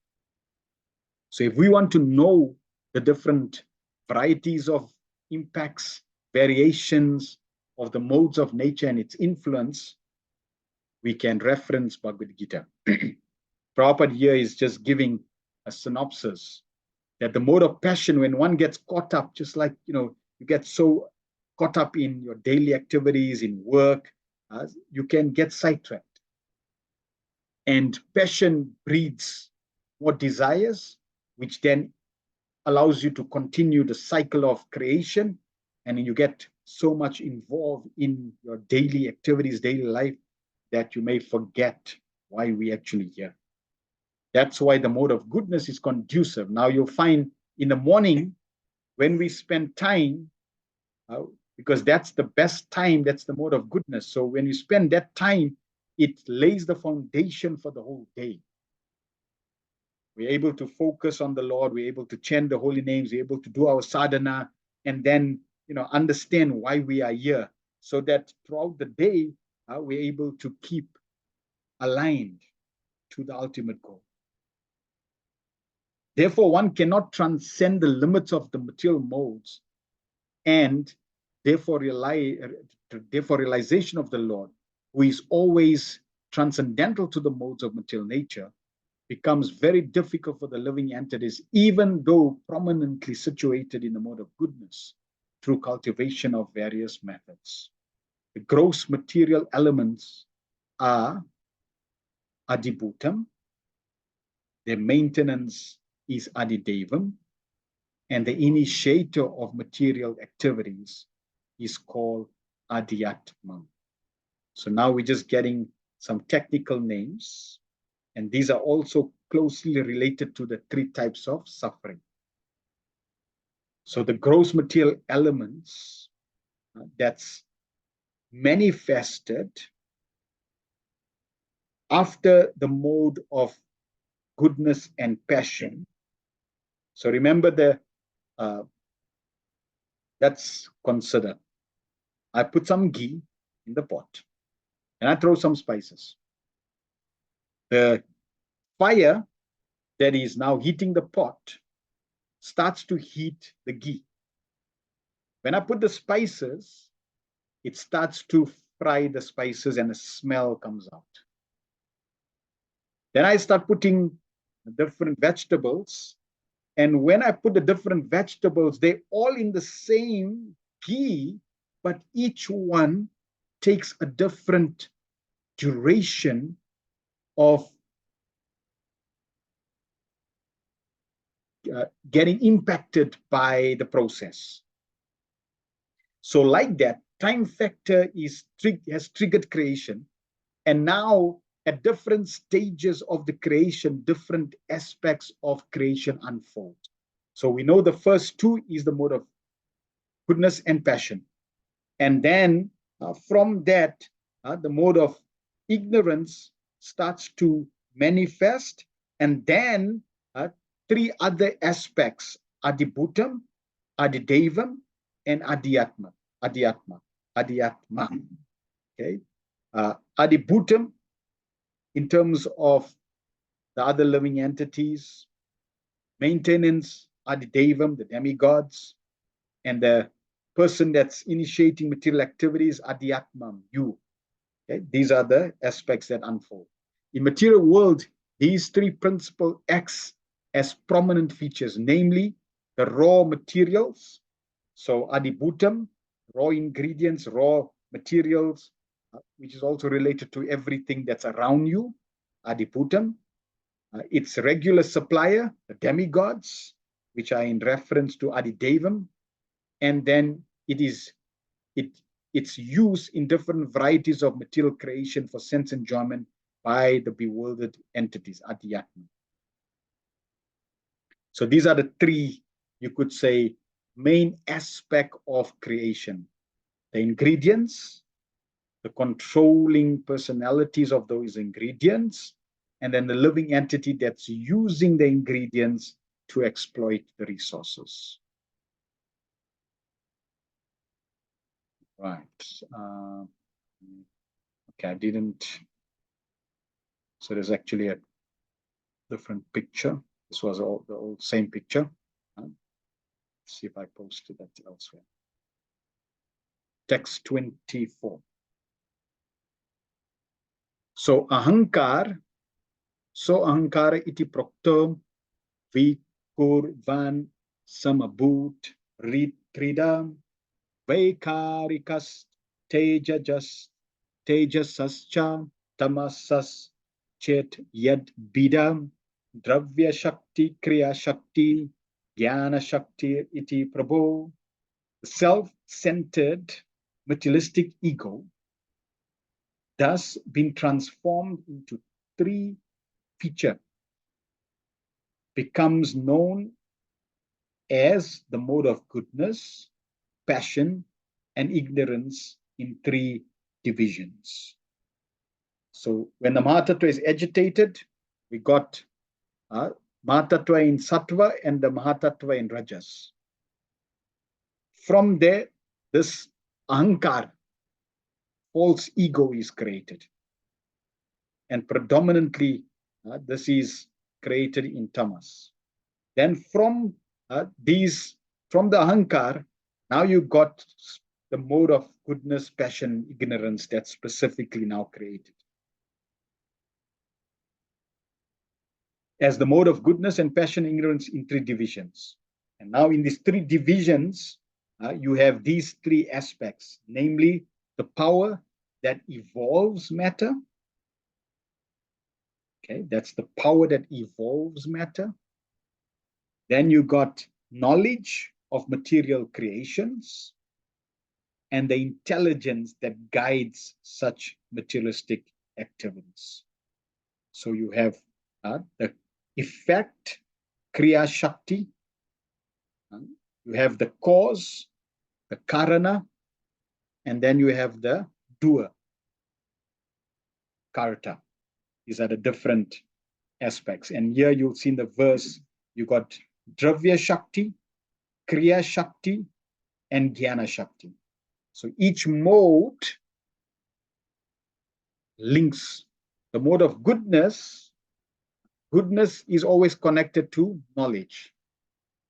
So goodness is connected to Jnana Shakti.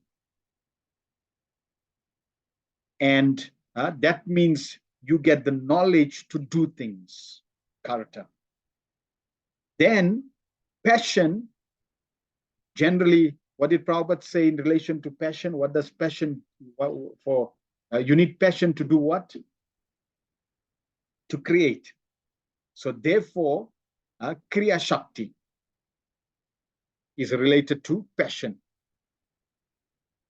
cause. So you have the knowledge, how to act, what to do, coming from goodness, cause, the result, Kriya Shakti, and then the effect, which is the effect on matter, Dravya Shakti.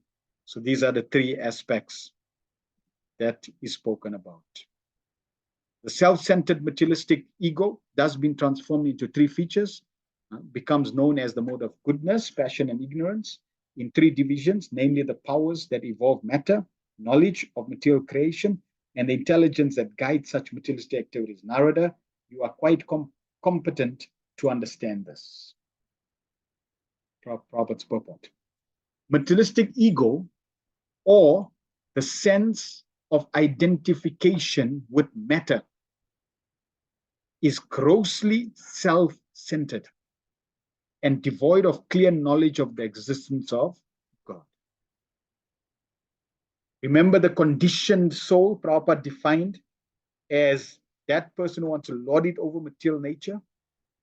And it is the ego, materialistic ego, that allows you to forget the existence of God. The ahankar. The ahankar allows you to identify with matter.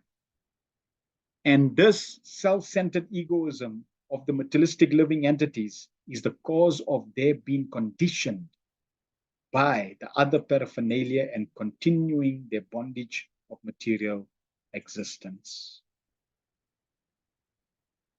So the mentality to lord over material nature, to facilitate that, you must have materialistic ego, ahankar. Therefore, ahankar is created right at the beginning of creation. Because without this ahankar, nothing else in the material world can function. Okay? False ego, misidentification, or identification of matter, that has to be there. So you will see every aspect of creation around you. The source of everything is this self-centered, materialistic ego. And remember, we talked about the ego, this I and my, which is also around ahankar. In Bhagavad Gita, this self-centered egoism is nicely explained in the 17th chapter, verse 24 through 27. The self-centered impersonalist, without a clear conception of the personality of Godhead, concludes in his own way that the personality of Godhead takes a material shape from his original impersonal spiritual existence for a particular mission. And this misleading conception of the Supreme Lord by the self-centered impersonalist continues, even though he is seen to be very interested in the Vedic literature such as the Brahma Sutras and other highly intellectual sources of knowledge. This ignorance of the personal feature of the Lord is due simply to the mixture of different modes. The impersonalist thus cannot conceive of the Lord's external spiritual form of eternal knowledge, bliss, and existence. The reason is that the Lord reserves the right of not exposing himself to the non-devotees who, even after thorough study of the literatures like the Bhagavad Gita, remain an impersonalist simply by obstinacy. This obstinacy is due to the action of Yoga Maya and a personal Yoga Maya, a personal energy of the Lord that acts like an aid camp by covering the vision of the obstinate impersonal, the obstinate impersonalist. Now, Prabhupada is making the point why the impersonalists don't see Krishna, because he covers them. Right? He has a right to not reveal himself. And Because he, Krishna, does not want to reveal himself to the impersonalists, they will not see him. Why they don't want to see him? Because they're stubborn. They don't want to see him. They don't want to accept. So this stubborn nature, Krishna will not interfere with. Krishna will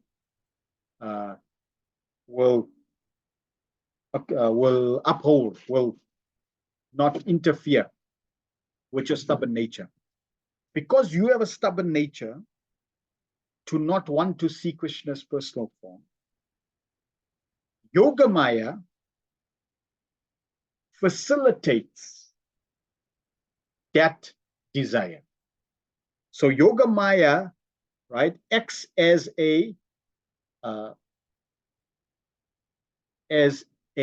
partner.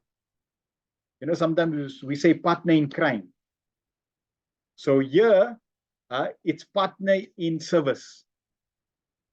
Yogamaya, and remember, Prabhupada sometimes uses the word interchangeably, right? Here, Yogamaya is referring to Mahamaya, because Mahamaya is coming from Yogamaya. So, in the ultimate sense, it's Yogamaya, but specifically it's Mahamaya. So Mahamaya, she is now assisting, partnering, being the servant of the Lord in fulfilling his desire. So his desire is, don't reveal me. Don't show my form. Okay, why? Because they're stubborn. They don't want to see. And because they don't want to see minute independence, please uphold that. Tatastu.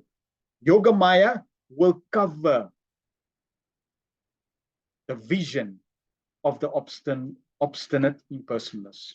Therefore, one potency of Yogamaya, one potency of Mahamaya is the covering Shakti. She covers the living entity so that your material desires can be facilitated. And then she'll obviously throw the living entity into the playground so that you can play. So this is assisted. The desire to not see Krishna is assisted by the material energy. Prabhupada continues. Such a bewildered human being is described as Muda, or grossly ignorant, because he is unable to understand the transcendental form of the Lord as being unborn and unchangeable. If it were true that the Lord takes a form or material shape from his original impersonal feature, then that would mean he takes birth and is changeable from impersonal to personal. Now, Prabhupada is referring to the Mayavad philosophy. The Mayavad philosophy says that Brahman, which is the impersonal aspect of God, which we already talked about in the previous verses, that Brahman is the spiritual energy that's all pervasive, that's everywhere. See? And the Vedanta Sutras talk about Brahman everywhere. But they don't talk about the source of Brahman, which Prabhupada quotes Bhagavad Gita, where Krishna says, I'm the basis of that Brahman. So the Mayavadis, they take the Vedanta Sutra that says everything is Brahman. Okay, great. If everything is Brahman, then when God incarnates in this world, or when we have the deity form of God, or when we have the holy name of God in this world, then it's that Brahman, which is the impersonal feature, manifesting in this material world of form as a personal feature. That's the understanding. And Prabhupada is refuting that here. That what we're saying is the impersonal is becoming personal. That person who is unchangeable is now changed. And that goes against the philosophy that we are talking about, because Krishna is unchangeable. Krishna is not impacted. Krishna is not influenced by the material energy. Krishna is not influenced by the modes of material nature. Shankaracharya already said Narayan, he's the source of creation. He never gets impacted by creation. Bhagavad Gita, Lord Krishna says that I create creation and creation does not impact me. Mahavishnu is there and Mahavishnu never comes in contact with material energy. His glance comes in contact. That's why Lord Shiva, Shambhu, he is God that's coming in contact with yogurt, or sorry, he is God coming in contact that has the tambourine substance, comes in contact with material energy and becomes transformed. So original milk coming in contact with material nature becomes yogurt. Milk coming in contact with tambourine substance becomes yogurt. Krishna, as Lord Shiva, coming in contact with material energy, is now no more Krishna. He is now performing the function in relation to creation. So in this way, the Supreme Lord is never changed. Robert says, but he is not changeable, nor does he ever take new birth like a conditioned soul. The conditioned souls may take a form, birth after birth, due to his conditional existence in matter.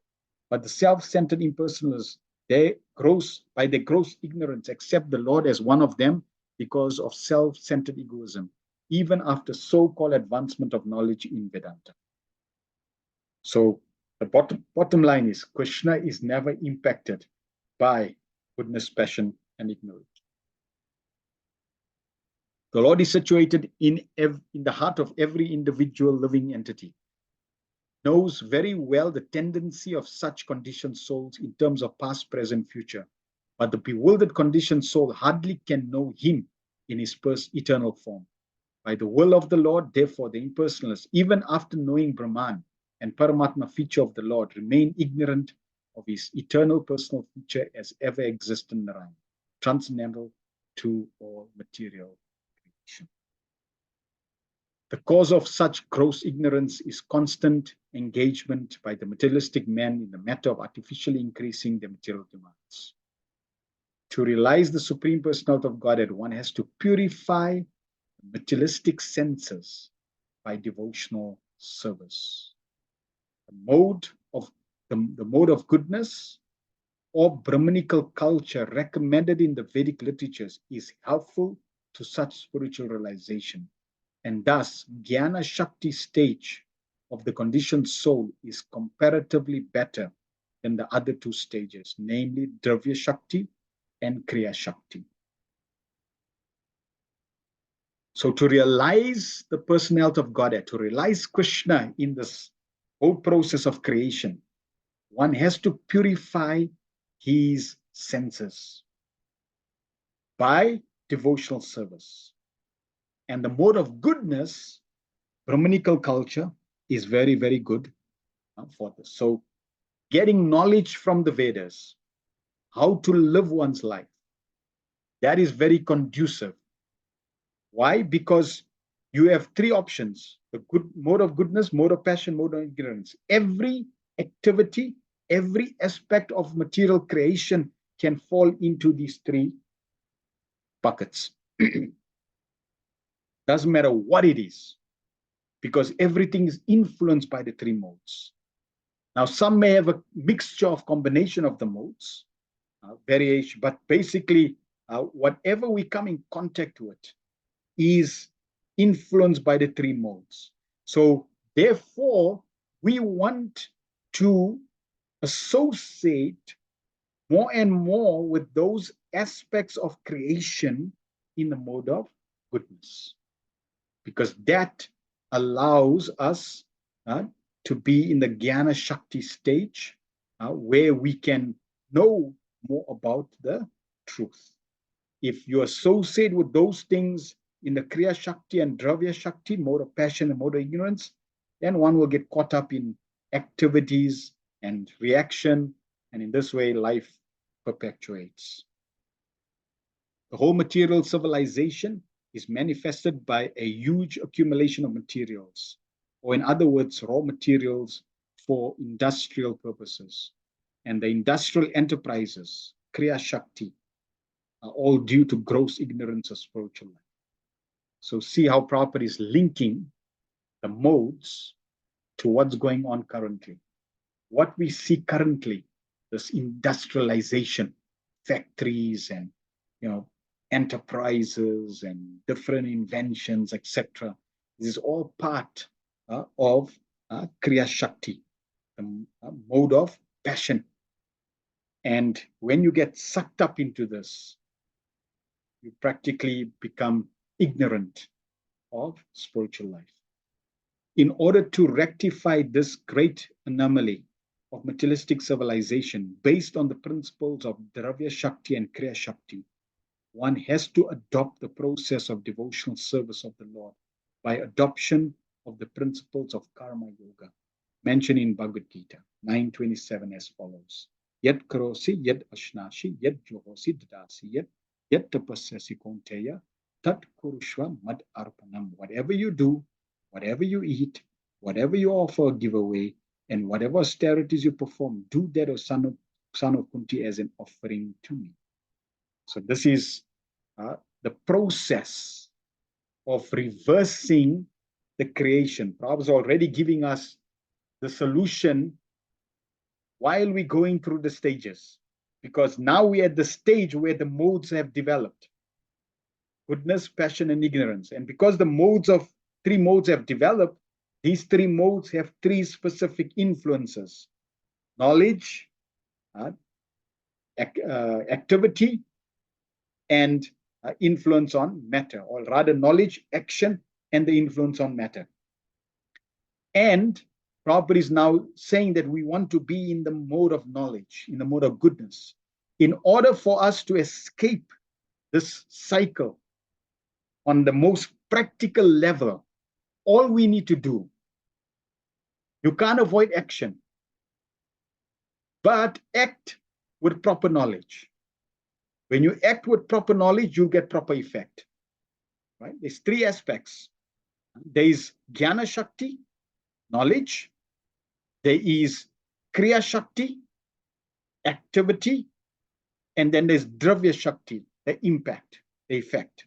So if you consider knowledge, you need knowledge. Once you have knowledge, you can apply the knowledge to act. When you apply, when you act, you get the effect. In every aspect, you're either ignorant, and because of ignorance, you act, and because of the action, you get a negative result. Or you are knowledgeable in something, you act in a knowledgeable way, and you get the result. Right? So these three go hand in hand. Goodness with knowledge allows you to act, passion to give you the result, effect, ignorance. That's influencing every part of creation. We want to get knowledge from Bhagavad Gita, which is transcendental knowledge, revealing to us how to act in this world, how to act for the pleasure of Krishna, offer everything to Krishna. Why? Because Jiva Sarupohi Krishna Nitya Das, because we are eternal servants of Krishna. We are meant to serve Krishna. We are not meant to be Krishna. We are meant to serve Krishna. So let me now take everything I have, whatever I do, whatever I eat, whatever I offer, whatever I give, whatever austerities I perform, I do that as an offering, mad arpanam, to Krishna. So nobody's saying don't eat, but eat as an offering to Krishna. When you do that, now you're becoming free from the influence of these three modes. Right, so here is the picture. So let's summarize. So there's Mahavishnu. Mahavishnu glances and triggers Karandaksai Vishnu. When he glances, his glance has the time factor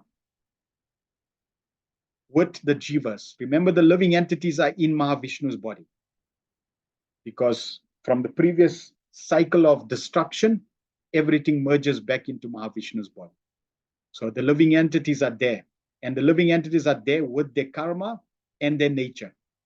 Krishna will not interfere. You'll keep your identity. You'll keep your nature. You'll keep your karma. As soon as creation needs to be created, Krishna glances at material nature, at Pradhan, and that Pradhan gets agitated. Then from that Pradhan, we get Mahatattva, first effect of transformation. Two modes, Mahatattva in Sattva and Sutra Tattva in Rajas. Then they transform further into Ahankar, and that's predominantly in the mode of Tamas. Then from Ahankar, three specific modes unfold, manifest: goodness, passion, and ignorance. Goodness, we get Jnana Shakti, where you have the Karta, the doer. You get mode of passion, Kriya Shakti, that has the Karana, the cause, and ignorance, Drivya Shakti, Karya, the effect. So we spoke about having knowledge, then you act, and then you get the effect. Okay, all influenced by the three modes. Then from Jnana Shakti, you get the Adideva. From Kriya Shakti, you get the Adiyatma. And from Dravya Shakti, you get the Adi Bhuta. From the now we're gonna start unfolding what comes from the Adideva, Adiyatma, and Adi Bhuta. From the Adideva, you're gonna get the mind and the 10 senses. From the Adiyatma, you're gonna get prana, 10 senses, intelligence. And then from the Adideva, you're gonna get the five tan mantras and the 5 elements, 5 working senses, 5 elements, or 5 objects of senses and the elements. 25. Tasmat api buddhater. So we'll do this verse and then we'll end and we'll continue with the second part next week. Tasmat api bhutader vikurvanad abunaba tasya matra guna shabdo lingam yad darshaya dashtri drashayo. From the darkness of false ego, the first of the 5 elements, namely sky, is generated. Its subtle form is the quality of sound, exactly as seer is in relation with the scene. So from false ego, from Ahankar, first element that's created from Ahankar, one of the first 5 elements is sky, is generated. And the subtle form of sky, also called ether, is sound. So this is the first element that's really created, is sound. The 5 elements, namely sky, air. So in some references, sky is also called ether, right? So ether, air, fire, water, and earth. These are the 5 gross elements: earth, water, fire, air, and ether. Are all but different qualities of the darkness of false ego. So these are simply different variations or different manifestations of that ego.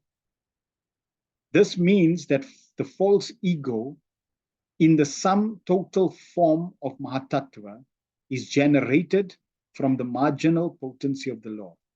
And due to this false ego of lording it over material creation, ingredients are generated for the false enjoyment of the living being. Because you want khichdi, The ingredients come together and give you varieties of khichdi. So the ingredients come together, facilitating different enjoyments for the living entities. Practically speaking, the living being is the predominating factor over the material elements as the enjoyer, though the background is the Supreme Lord. Factually, save and accept the Lord, no one can be called the enjoyer, but the living entity falsely desires to become the enjoyer. He wants to become the CEO, and only the Lord can be the CEO. This is the region of false ego. When the bewildered living being desires this, the shadow elements are generated by the will of the Lord, and the living entities are allowed to run after them as after a phantasmagoria. So as soon as you desire to enjoy, great. That becomes the trigger. So remember, somebody asked, why did we come here? What started it? Yeah, this is what started it. Your desire to enjoy, your desire to become the Lord, your desire to become the master. Now, how come you can desire to become the Lord? How come you can desire to become the master? How come you can desire to enjoy? Because you are marginal. And marginal have the potential to enjoy material nature, or you have the potential to serve the internal nature. So because you have that marginal tendency, you have to be very careful. Just consider, we find even in our movement, so many of Srila Prabhupada's disciples, they had the full advantage of associating with Srila Prabhupada. They were educated with the knowledge of Krishna consciousness. They were practicing the process of Krishna consciousness. They were fully educated and aware of the benefit and the dangers of Krishna consciousness. And they even were purified in the course of practice of the process. But as soon as Srila Prabhupada left the scene, many of them fell prey to the exploitative mentality. Why? Because they are marginal. And if you're not careful, you play with fire, you get burnt. But if you fire, you don't get burnt. So those who are Nitya Siddhas, eternally liberated soul, they're like fire. Therefore, they're always in fire. And they can never fall prey to Maya, the darkness.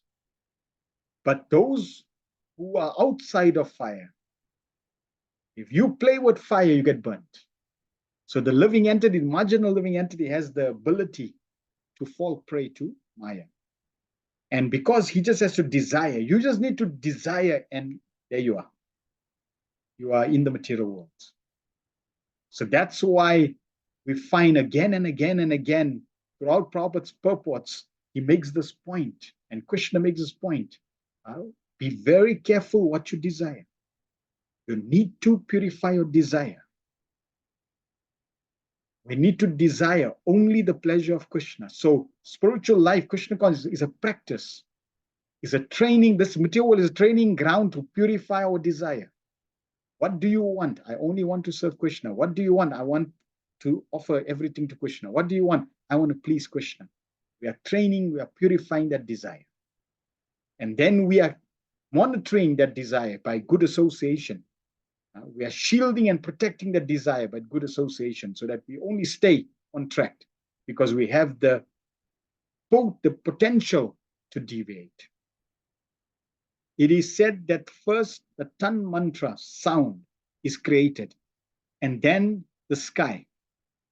And in this verse, it is confirmed that actually it is so. But sound is subtle form of sky. And the distinction is like that between seer and seen. So seer is the person who's seeing, and seeing is the ability to see. The sound is representation of the actual object, as the sound produced when one describes the object gives an idea of the object.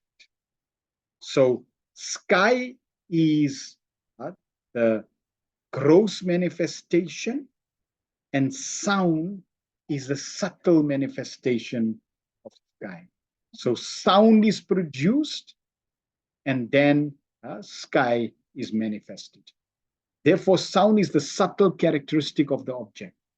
Similarly, the sound representation of the Lord, in terms of his characteristic, is the complete form of the Lord, as was seen by Vasudev and Maj Darshat, the fathers of Lord Krishna and Lord Ram. The sound representation of the Lord is non-different from the Lord himself, because the Lord and his representation in sound are absolute knowledge. So just see how Prabhupada is connecting. We're talking about creation, right? And we're talking about sound being created, which is a subtle form of sky. And Prabhupada is connecting the two to say sound of the Lord and the Lord himself. They're non-different. The sound representation of the Lord is non-different from the Lord himself, because the Lord and his representation in sound are absolute knowledge. Lord Chaitanya has instructed us that in the holy name of the Lord, a sound representation of the Lord, all the potency of the Lord are invested. Thus, one can immediately enjoy the association of the Lord by the pure vibration of sound representation of his holy name. And the concept of the Lord is immediately manifested before the pure devotee. A pure devotee, therefore, is not aloof from the Lord even for a moment. The holy name of the Lord is recommended in the Shastras: Hare Krishna, Krishna Krishna, Hare Hare, Hare Rama, Rama Rama, Hare Hare. May therefore be constantly chanted by the devotee, aspiring to be constantly in touch with the Supreme Lord. One who is thus able to associate with the Lord is sure to be delivered from the darkness of the created world, which is a product of false ego. Tamasami ma jyoti gamayo. So, Prabhupada is very expert in describing creation, and then right while it's in the middle of, we're just talking about creation, we're in the middle of creation, and he's just giving the solution to perfect your life. Sound is a subtle form of sky. They're non-different. And Prabhupada's giving an example. One is gross, one is subtle. Prabhupada is saying sound is a subtle manifestation of the holy of God. But because they are spiritual, they're non-different. Because they're absolute, they're non-different. So when there's the holy name, there is God. And even though God is not here, Krishna is not manifest here, because we talked in the previous verse, we talked about this material world is an impersonal creation of Krishna. It's the impersonal manifestation of Krishna. Because the material world is an impersonal manifestation of Krishna, Krishna is not here in his personal form. But sound is. Okay, great. If sound is, that means the holy name is, and the holy name is not different from God, that means I can associate personally with God. How? By chanting his holy names. So if I chant his holy names, I'm directly associating with Krishna. And Krishna has invested all his potencies in the holy name, which means his holy name will act exactly as God. Great. So now the conclusion is, what do you want? Prabhupada concludes. If you want constant association with the Lord, if you aspire to constantly be in touch with Krishna, it's your aspiration.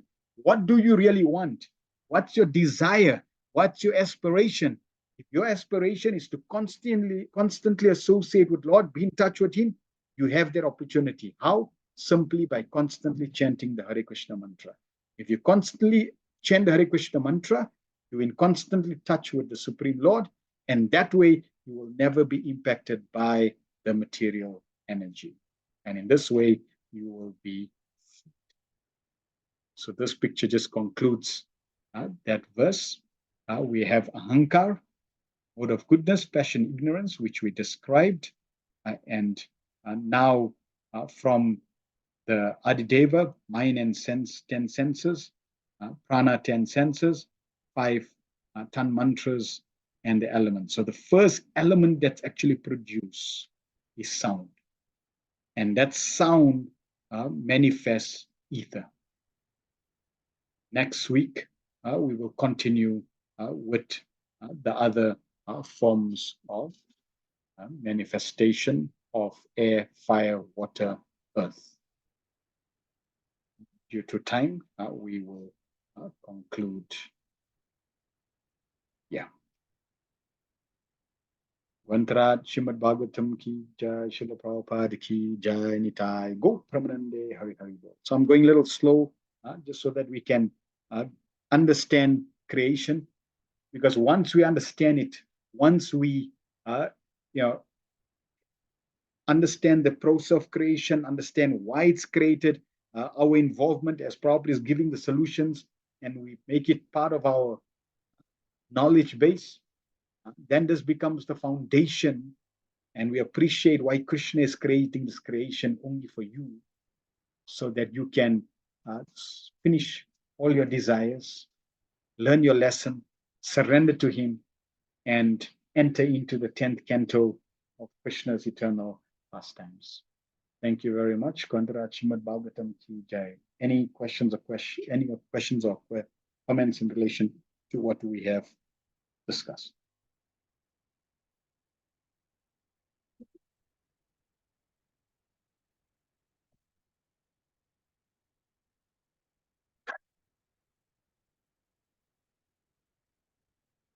Shama says, thank you very much, Guru, for an excellent class. Thank you very much. Other lessons, Hare Krishna, thank you so much for the wonderful question that I appreciate going slow so I can understand much better. It's quite technical, so I like the slow pace. Yes, this is a little technical. There's a lot of things, and you can obviously go back to the diagrams and the purports and just link the diagram with the purport, so you're able to post the PDF as well. Okay. Once we understand this, and we'll see in other purports, Prabhupada will talk about it, then it just resonates. You know exactly, it's not like in the beginning, it'll be a little more technical. Once you get it, it's straightforward. And then somebody asks you how creation manifests, you basically can give them a full class on how creation. And then while you're giving them the full class on creation, don't forget how Prabhupada is, see how Prabhupada is injecting the solution. He's giving the reasons why creation is there. Like if somebody asks you, you can start the discussion. How creation created, or in the Vedas it's talk about this, and now you basically can add how Prabhupada gives the solution. Vidya says, thank you very much for explaining the creation so wonderfully. Great. Thank you very much for everyone's feedback and comment. We shall meet again next week. Rantarat Srimad Bhagavatam ki jai, Nitai, go Pramanande, Hari Hari.